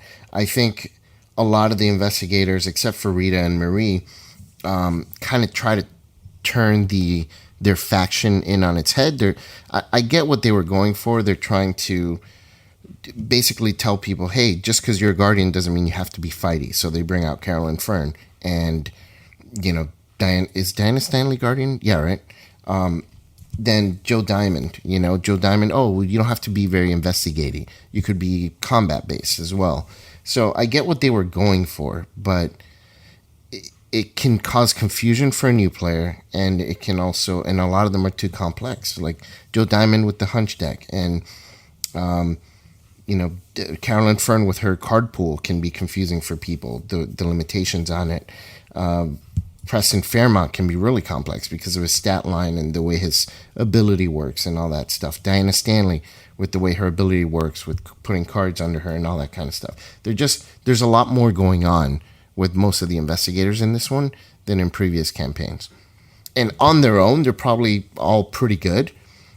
But as a whole, since they're all presented within this one package, it makes it more frustrating because now you're buying this pack and all the investigators in the pack pretty much have all these complexities. So it's if they had spread them out more thinly with, one deluxe expansion having one more complex investigator like Calvin, let's say, for the Forgotten Age, then that's fine. You have one that people are going to try and figure out, you know. But in this case, you get pretty much all of them being that way. What are your thoughts, Man from Lang? I've really enjoyed playing Diana and Marie. I think Marie is one of my favorite investigators. I know she was spoiled well, you know, almost as soon as the game came out, but it's nice to finally see her in her real investigator. So I've really enjoyed playing both of those investigators. I would agree that a lot of them there's a complexity there that's can be tricky to manage. I mean, I don't know how many times I've forgotten Joe Diamond's hunch deck, which is pretty fundamental to how he plays.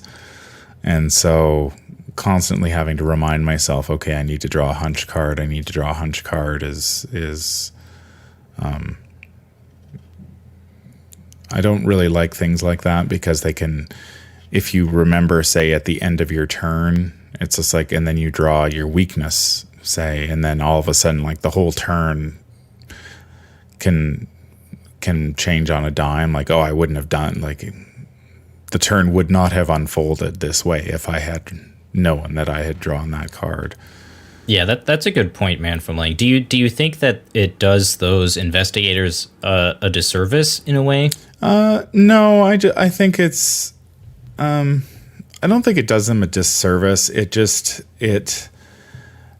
I think especially in this particular campaign where you have a lot to remember already, there are so many triggers that you have to remember, and then having triggers on the investigators as well to remember is a lot to ask. Like, I don't think it would have been as bad had they possibly, you know, okay, we're going to load up your threat area with cards that have triggers to remember, but the investigators are going to be straightforward. I think that would have been less of an issue than having, okay, you're going to have a lot of triggers to remember on the table and you have to remember triggers on your investigator. Yeah, it's the context of them within this pack. Joe Diamond in his hunch deck, and then Diana with placing cards underneath her and then drawing a card and stuff like that. Like, once you play them a little bit, you can get into a routine where you remember that sort of thing. But I think initially, like, if they made the investigators more straightforward that didn't involve triggers, it would have taken a little bit of pressure off the players. But I know I don't know if Nathan has played some of the early scenarios that Matt Newman designed for the Lord of the Rings card game, but his first the first campaign that he worked on was very similar in this way, that there were a lot of triggers to remember, and I think he actually dialed it back a little bit in the Circle Undone compared to his previous work, because the first campaign he designed was just, there was a lot to remember. And there were triggers that were triggered by triggers, and so it would you could really. I've played those scenarios, and often by the end, I can never say if I actually played them properly because I'm almost certain I missed something. And even if you go slow and be careful, it still feels at the end like, did I really win this legitimately, or is there an asterisk beside this because I missed some trigger at some point during the game? Yeah, and those problems are amplified when you're playing solo, I think, too, on top of everything. But Nathan, you're predominantly a multiplayer player, if I'm remembering correctly. What are your thoughts on TCU and the investigators presented in the box? All this is true. You know, the TCU was, because that first scenario is pretty harsh. So I think it really leaves a sour note almost in your crawl, because you're like in this desperate, gonna die situation. Like, I don't think that's necessarily a negative that you have that experience and stuff. But man, starting off that way really kind of just takes the wind out of your sails, at least it did for me. So then going forward, the whole cycle is just dark, and I don't know. I think for those reasons, it's my least favorite cycle. I still play it. I still appreciate it. And like you all already talked on, all the triggers make it kind of tricksy. But once again, playing multiplayer, it is easy to remember because you're all watching each other's back. And the people from that cycle I haven't played with enough. You know, I'm still trying to wrap my head around all the previous investigators. But overall, I'm grateful for it being around and having the content. Yeah, I like a lot of the player cards that are presented in TCU. I think as a veteran player, they're very interesting. But, you know, like Vase said, I think as a newer player, it can be really jarring to your experience, and it might give like a negative impression on the game overall. Well, yeah, and going back to that was a good point that Vase had brought up. There are cases, especially with Dunwich and Carcosa, and even Dreamlands now being sold out at a retail level. If we have all of Circle Undone people like, hey, I just want an entire cycle so I can play the whole thing through, and I'm like, here you go. Like, here's the Circle Undone, enjoy. And I mean, they like it enough, they come back for more. But it is an interesting first experience. So I know we've already kind of touched on the Dream Eaters initially, but I don't think we really specifically talked about the investigators. And while the investigators from TCU are kind of overly complex, I think barring the inclusion of Luke, I think a lot of the investigators from the Dream Eaters are really really interesting and not too difficult to wrap your head around, but still being plenty interesting enough to be unique in their own regard. I like how you give that disclaimer, except for Luke. Yeah, Luke is... I think just the way that the gate box can really, I would argue, break scenarios and the way that they're intended to be played. Like, Luke is a very, very tricksy investigator, and he can be a lot to kind of wrap your head around initially, but he's quickly become, I think, my favorite Mystic investigator just because he's so unique, and his card pool is really interesting, and the way it all interacts with his key asset, the gate box. I find that to be really quite fascinating on a personal level. But what are your guys' thoughts on the investigators? I know, Vase, you really enjoy Tommy a lot. Yeah, let's let Nate. I almost called him Nate. Nathan, why don't you give your thoughts first, and then I'll give mine. The funny thing is, before they came out, I was confusing Tony and Tommy together. I think somebody was like, hey, you should do this. I'm like, you can't do that. That's the wrong class. And then it came out that I was confusing the new bounty hunter Tony for the new guardian paladin Tommy. So that was just a fun free-for-all. I think that happens to a lot of people. Apparently. Yeah. I mean, it doesn't help that they're both TM. This is true. Yeah, I think Nate actually nailed it. They're not too complex. They're fun to play. I still haven't played Luke, which annoys me because he looks fun. But no, I like him overall.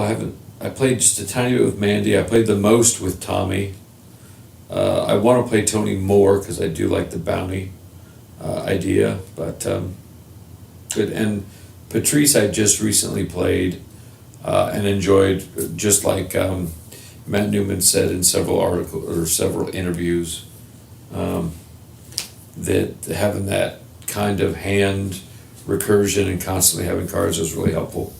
Yeah, I do agree with you guys that this cycle, at least they dialed back the complexity of the investigators, but still kept them interesting enough where they feel different, and unique.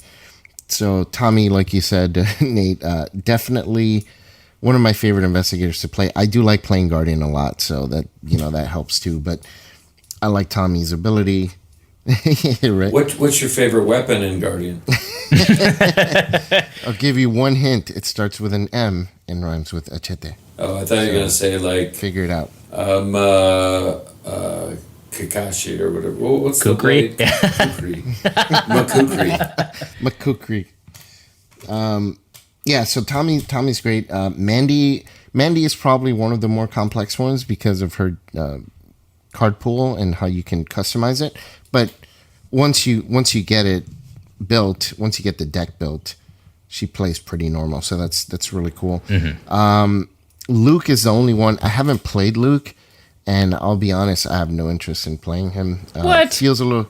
Yeah, I know it's not a popular opinion, but I'm not a huge fan of jankiness like that. So I don't know. Oh, dude, he is not janky, man. He is super strong. Yeah, I know. It just doesn't interest me. It doesn't help that I'm not a huge Mystic fan.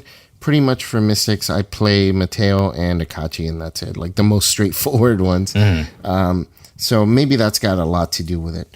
Patrice, on the other hand, I love. She's so much fun to play. She's one of my favorite investigators now. And then Tony, I've played once, but I've played at several tables with Tony, and he always just destroys. He's awesome. Tony's really, really cool. I do like him a lot. So overall, I think the Dream Eaters did bring quite a few really awesome investigators. Not to say the ones from Circle and Dunner were bad. It's just like how Man from Ling was saying, within the context of them all coming together within that same pack as a group, it makes the Circle and Dun ones feel a little too much. But individually, they're all good too. Yeah, I really enjoy, I think, almost all of the investigators from the Dream Eaters. I think, honestly, Tommy's the one I've played the least, just because somebody else always ends up taking him. But I really enjoy all the investigators from the Dream Eaters, and I think, like, they all feel so unique within their own class. And maybe apart from Mandy, who's just kind of a 5 intellect powerhouse. And to a lesser extent, I guess, like Tommy is not the most unique, but he definitely feels unique because of the way he recurs his assets. I think overall that the investigators from the Dream Eaters are home runs, and I hope that they continue to design the investigators in a similar vein, because I think, you know, as we said earlier, I think that the TCU investigators, while are interesting and powerful in their own right, they are definitely puzzles to solve overall for the most part. Yeah, I think the Dream Eaters investigators are the Dream Eaters and the Carcosa investigators. If you're limited in funds and want some cool investigators as a group, you know, as a whole, I think you couldn't go wrong with either one of those two packs, the Dream Eaters or Path to Carcosa.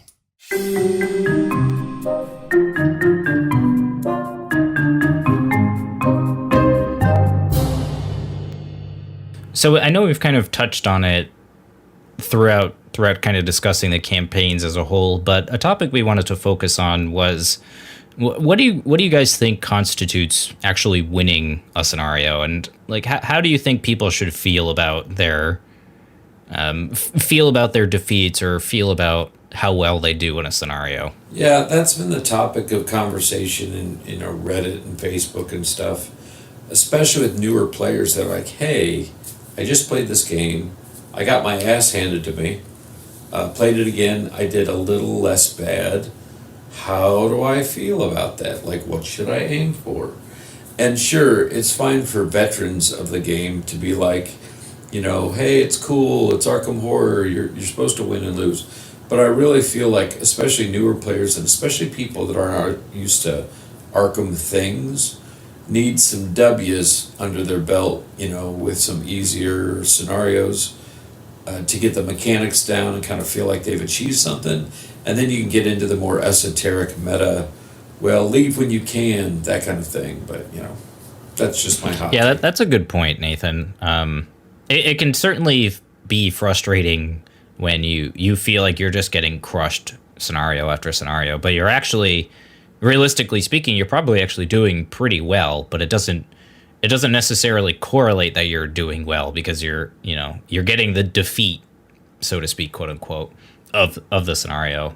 So, so yeah, I definitely agree with you there that it definitely you definitely want those positive, like that positive reinforcement initially, and then you can kind of take the humor of getting absolutely crushed in a scenario once you're more experienced. And Well, no, I agree 100%.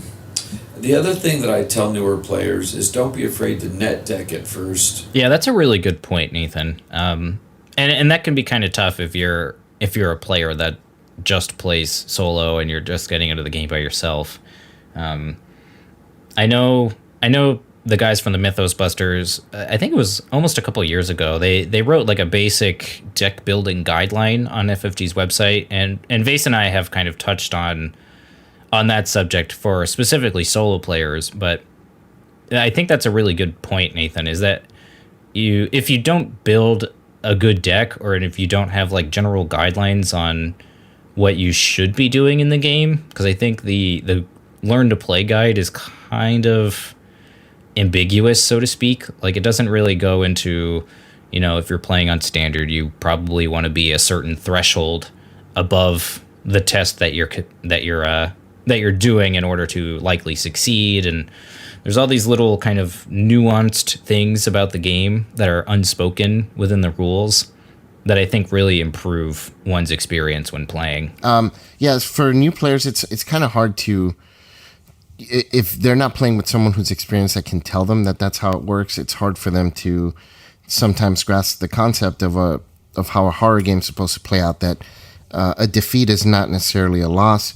But I like the victory point system. I'm glad they threw that in there, because then at least you can somewhat quantify, how well you did. Because you finished a scenario, you were, defeated by horror, but now you have 5 experience points, so you can still update your deck, upgrade your deck a little bit. So in a way, it's a pretty cool way to quantify if you did well or not. If you got 0 victory points at the end of a scenario, and you have no experience points to spend to upgrade your deck, well, maybe you didn't do so well, but with the victory points, if you got enough to get a card that you were looking to get, then I think that's a good way to quantify that. Yeah, that's a good point, Vase. I mean, barring Dunwich, which has very, very skimpy victory points awarded to you throughout the scenarios. Like there are scenarios you may only get like 1 or 2, and that's actually doing pretty well. So it's not always the best measurement of how well you do, but I think by and large that's a very valid point, Vase. But I do like the idea of recommending net decking to new players, especially those that have like a huge description of exactly how to play the deck, because there's some decks out there with no description, and they're supposed to be like some combo or work with a certain card, and you have no way of really knowing how to make it work or what to look for an opening hand. So if you're a new player and you're looking to look up decks online to build yourself, or if you've never played a certain investigator and you want a net deck in order to really make the best use of them, look for those decks on ArkhamDB that have descriptions on how to play the deck, how to pilot the deck, as they call it. Yeah, one deck that I would point out in that vein is Scott from the Mythos Busters put together a Ursula deck, and he's kind of really gone into detail about how the deck works and how the cards interact with each other and how you should kind of sculpt your hand at the beginning and how you play the deck throughout the course of the scenario. And he even goes into upgrade paths too, which I think is another important aspect too, because that can be pretty jarring. It was definitely jarring for me when I first started playing the game. It's like, well, what should I prioritize when I upgrade my decks? And as the difficulty ramps up throughout the course of the campaign, like, I don't know necessarily, like, should I be upgrading my shrivelings first? Should I be upgrading the way I get clues first, or or some combination of the two? That's a really good point. Yeah. And sometimes you get derailed and you've taken so much horror that now instead of the shriveling, you're like, man, I guess I got to upgrade to one of these cards that can soak some horror or something. Yeah, that's a good point too, is like you kind of go with the flow. And I know, Nathan, you've kind of touched on that too in previous episodes.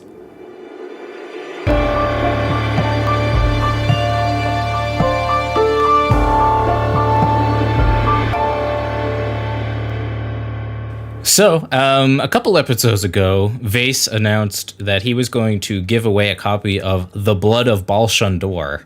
So, Vase, who's our lucky winner? Well, we got a ton of responses actually for this contest. So there was a lot of interest regarding the book, or maybe people are just kind of figuring out that Carolyn Friend the Botanist at gmail.com is not a fake email address.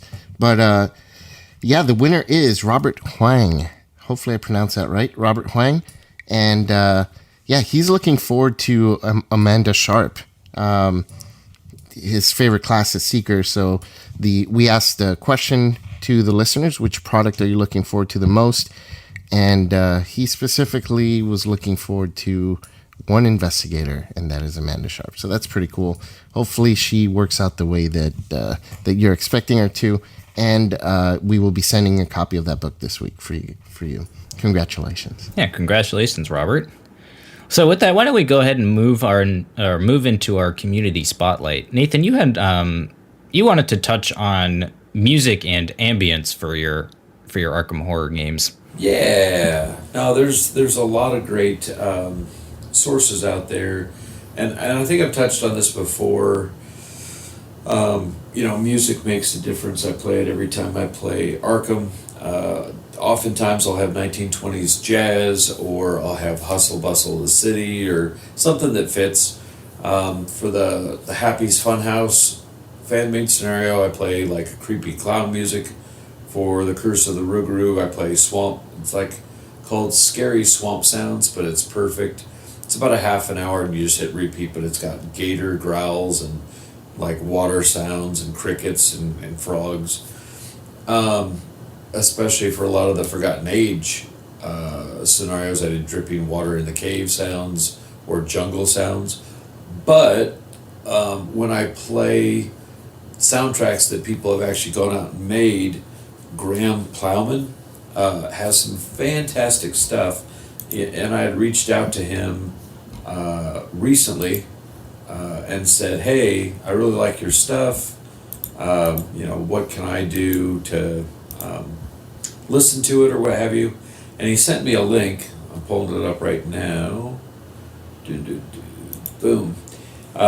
He had said that the easiest way to find his stuff is, HTTPS, etc. G Plowman, and we'll have that link in the show notes. But gplowman.bandcamp.com. I think he said he's got all of his stuff up on there. You can find some clips of it and stuff on YouTube to check it out. Put in Graham Plowman, Arkham or Cthulhu, and you can find some stuff that way.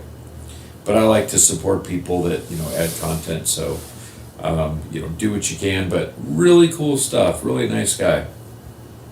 And didn't we talk to him about incorporating some stuff a while back? Yes, but unfortunately there are some legal issues. Not with Graham specifically, but with the YouTube bots. Like he okayed it, and YouTube was like, nope. Yep. So, but just really adds a lot. So definitely check out Graham Plowman's stuff. Fantastic.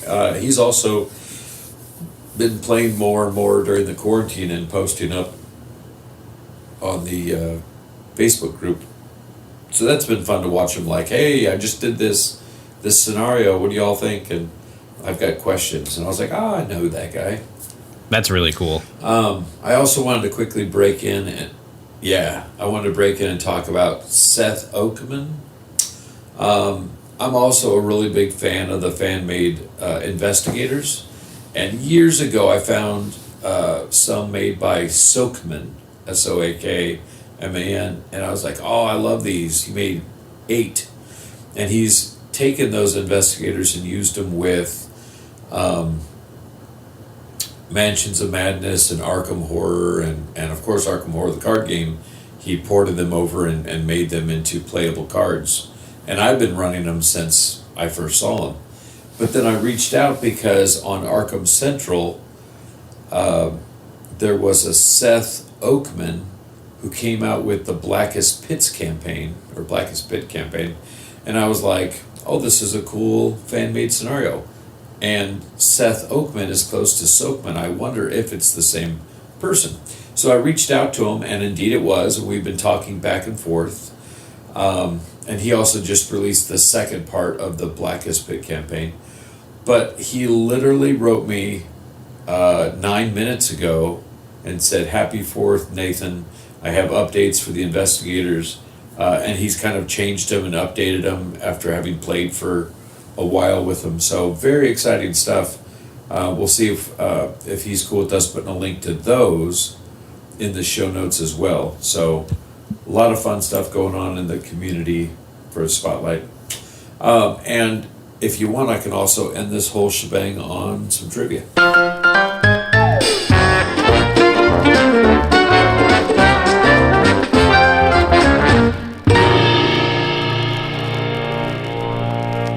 I think what I'm going to do this week, we're looking at doing some slightly different formats for trivia to make it, I guess, a little easier, a little more accessible. But for today, what I'm going to do is I have categories.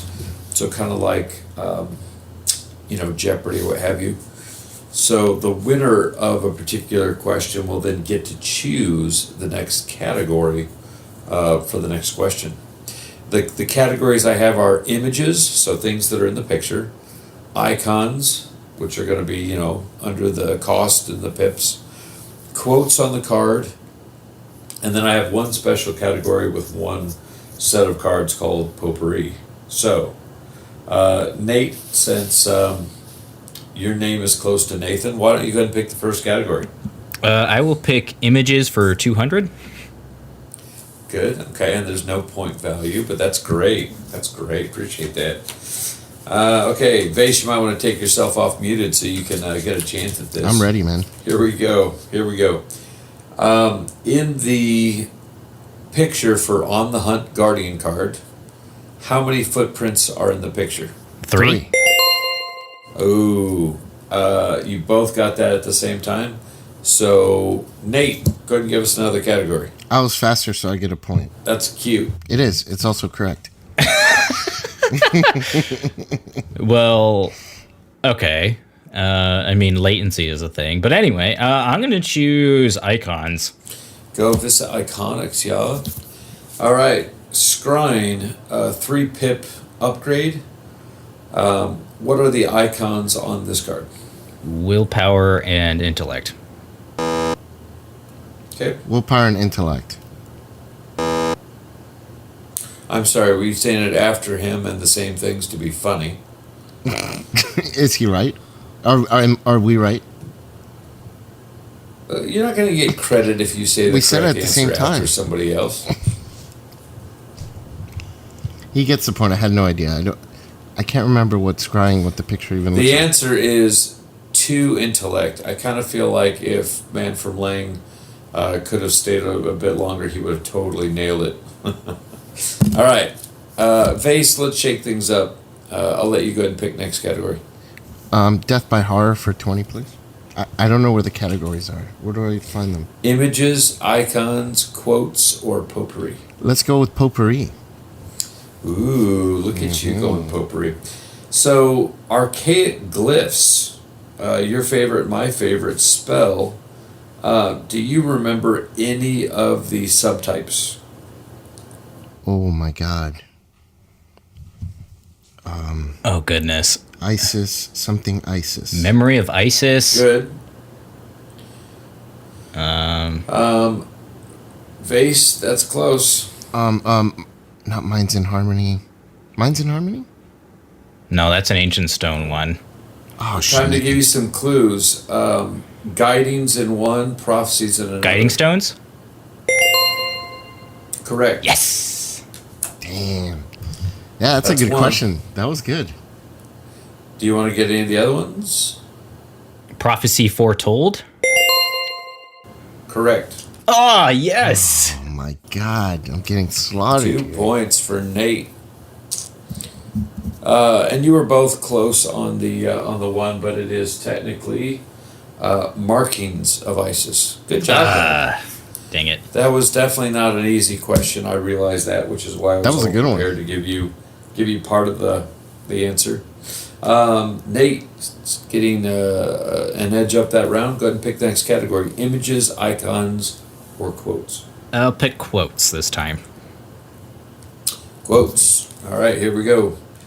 Bullets are one thing, 12-inch fangs quite another. Oh my god. Custom ammunition?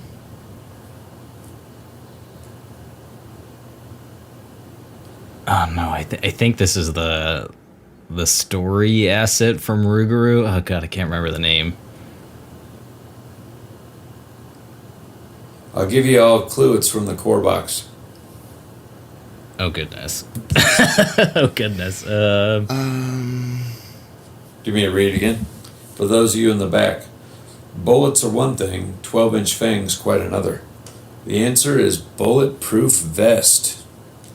Oh, that makes sense. Yep. Nate, next category. Let's go with potpourri again.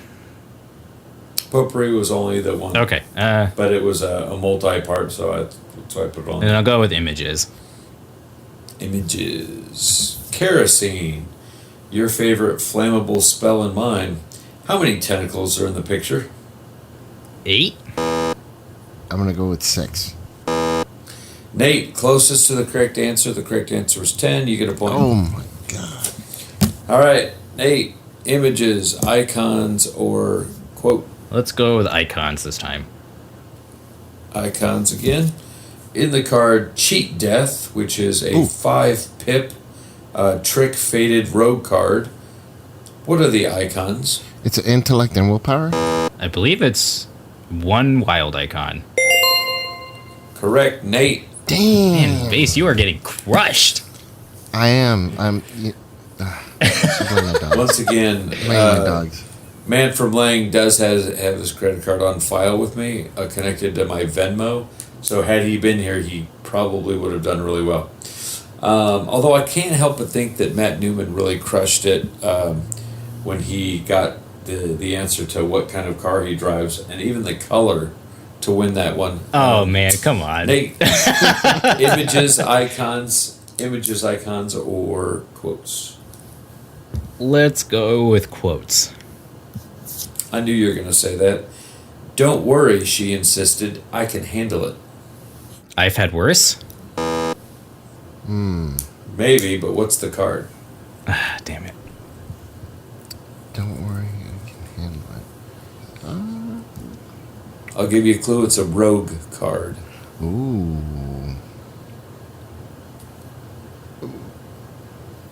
Quick thinking? I'm just throwing names out there.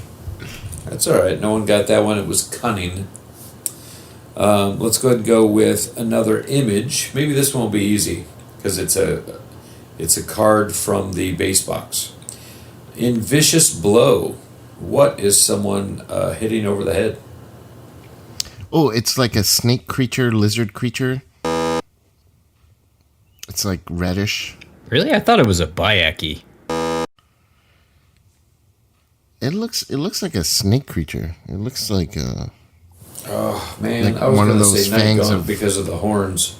It looks like one of those fangs of. Oh, it does have horns. Yeah, Nathan's right. Of course he's right. He probably has the card sitting right in front of him. I was thinking it was.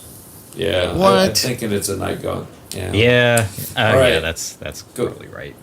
Man. We're down to And I even just know a the couple image questions. because Harrison Guzman from the Facebook group sent me a sticker that he drew of that card image. What? That's awesome. Going back to icons, Quantum Flux, go. Oh, that's one wild there was icon. one wild icon. Yeah, you both got that one. I Good said job. it first. Nope. All right, next. What five, is this base quote? 3. Here we go. What was that noise?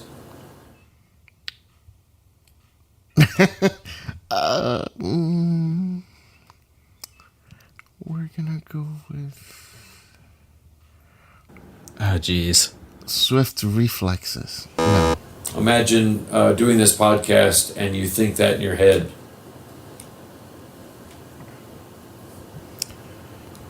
Tennessee Sour Mash. Any guesses, Nate? You need to catch up. You're only 4 points ahead. Dude, I got nothing. It is from the card called Paranoia, Oh, yeah, I would have never which guessed is that. a weakness. Yeah. And then the last question is kind of a fun one, and this is going to get us to our last community spotlight topic. The artist. Who did the art for Patrice Hathaway? Let me Google that real quick. I'll give you a clue. She's famous, she's French, and she did a lot of the iconic art for Lord of the Rings. I already have the link pulled up. Are you Googling the answer? No. He said ferociously. Miguel type. Villanueva. I'm just taking a wild shot in the dark here. I also right? like how you butchered the name. So Magali Villeneuve. It is French, so the French would be able to say that better. She is phenomenal. I listened to an old interview of hers on Cardboard of the Rings, because she does a lot of the iconic art for that, but she also did, obviously, Patrice Hathaway. She said a lot of artists started when they were young, and that's all they did was art, and they did it before they could talk or walk or whatever. But she said she went with her family to go see Beauty and the Beast when she was 12 and couldn't stop thinking about the beast and, you know, the horns and the fur and the eyes and the stature, and she just wanted to draw him. So she just worked on drawing him, and then came down and showed her family, and they were like, "Where did you get that? That is incredible." And they just didn't know that she had that kind of talent. And then boom, she's gone on, and now she does 20 to 25 book covers or cards or magic card art or whatever. She does a lot with FFG, and we're gonna link her website in the show notes as well. But you can also Google Patrice Hathaway card art to get her name that way. So anyway, phenomenal artist. I want to see more of her stuff, and I just wanted to give her a shout out. Oh, yeah, she has done a lot of By the way, Nate, you win 4-0. What? Pace, good try. Wait, whoa. I got a point for this one. So I got that right with the artist. No. I mean, you got to I at least give him a mispronounced it. point for the one he actually got right in the beginning. You know, I guess maybe I had lag because you both said at the same time, but we'll go back and look at we'll do that thing where you do the bullshit, like, this is what actually happened, and then you play it. So, Right, digitally enhance it. Quick, we need to focus in on this image that's 480p and somehow turn it into 4K resolution. Enhance. Press enter on keyboard. Yeah, that's totally how that works. Cool, but thank you everybody for listening. I know this was kind of a long, windy, weird episode where we were covering several topics. I am excited about Farkham. Is that how you say it? Farkham Con. Just Farkham. Farkham Con. Vase, you I'm don't have to be excited rude about- about it. I'm excited about getting to play Barkham and talking all about that for an entire episode. And I appreciate everybody here on the podcast taking the time to record. Yeah, absolutely. Before we sign off real quick, Vase, you had a couple of little mentions you wanted to drop at the end of the episode. Is that right? Are you talking about the games that we play on Twitch? Well, in addition to Twitch, I guess since I kind of was very vague about it, we are planning on doing another Delta Green radio drama style playthrough. So that'll be down the pipeline as well as our normal content. So be sure to stay tuned for that. As I alluded to earlier in the episode, I will try to get the Pulp Cthulhu one shot up on our Patreon. So if you're curious about that at all, that'll be available after Farkham. That's going to be so much fun. So I'm very, very excited for that, too. I hope you guys really enjoy that. I will probably, depending on who's available, I'll probably pick a couple of other players, probably more than likely from our patrons. So if you want a chance to play in the game, be sure you're a patron, and I will try to pick a couple of players depending on availability. Obviously, our hosts get top priority, so if they're available and they want to play, we're going to let them play, but otherwise, we will have at least one spot available to our patrons, if not more. So So I'll probably draw the winners for that playthrough. I think Thursday, because I think the game's Friday. But regardless, stay tuned for that. I will definitely announce it on Discord beforehand. And I think with that, we're gonna wrap things up today. So thanks guys for enduring in this long episode. We hope it was entertaining for you. I've been your host, Nate, and I was joined with today. I am the man from Lang, host of the Whisper in Darkness YouTube channel. And I'm Innkeeper Vase Odin from the Twisted Tentacle Inn. And Nathan, Jester of the Abyss. Thanks for listening. I thought he was a national strudel competitor. I will machete the hell out of you, Vase. You stop it.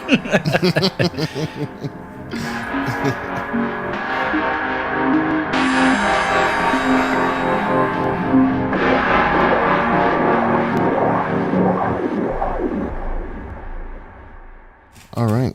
We have a winner to announce for the Blood of... Sure. Say the name of the book. Blood of Baalshandor. I'm so. What was that? Do you want to say that again, Nate? You want to try?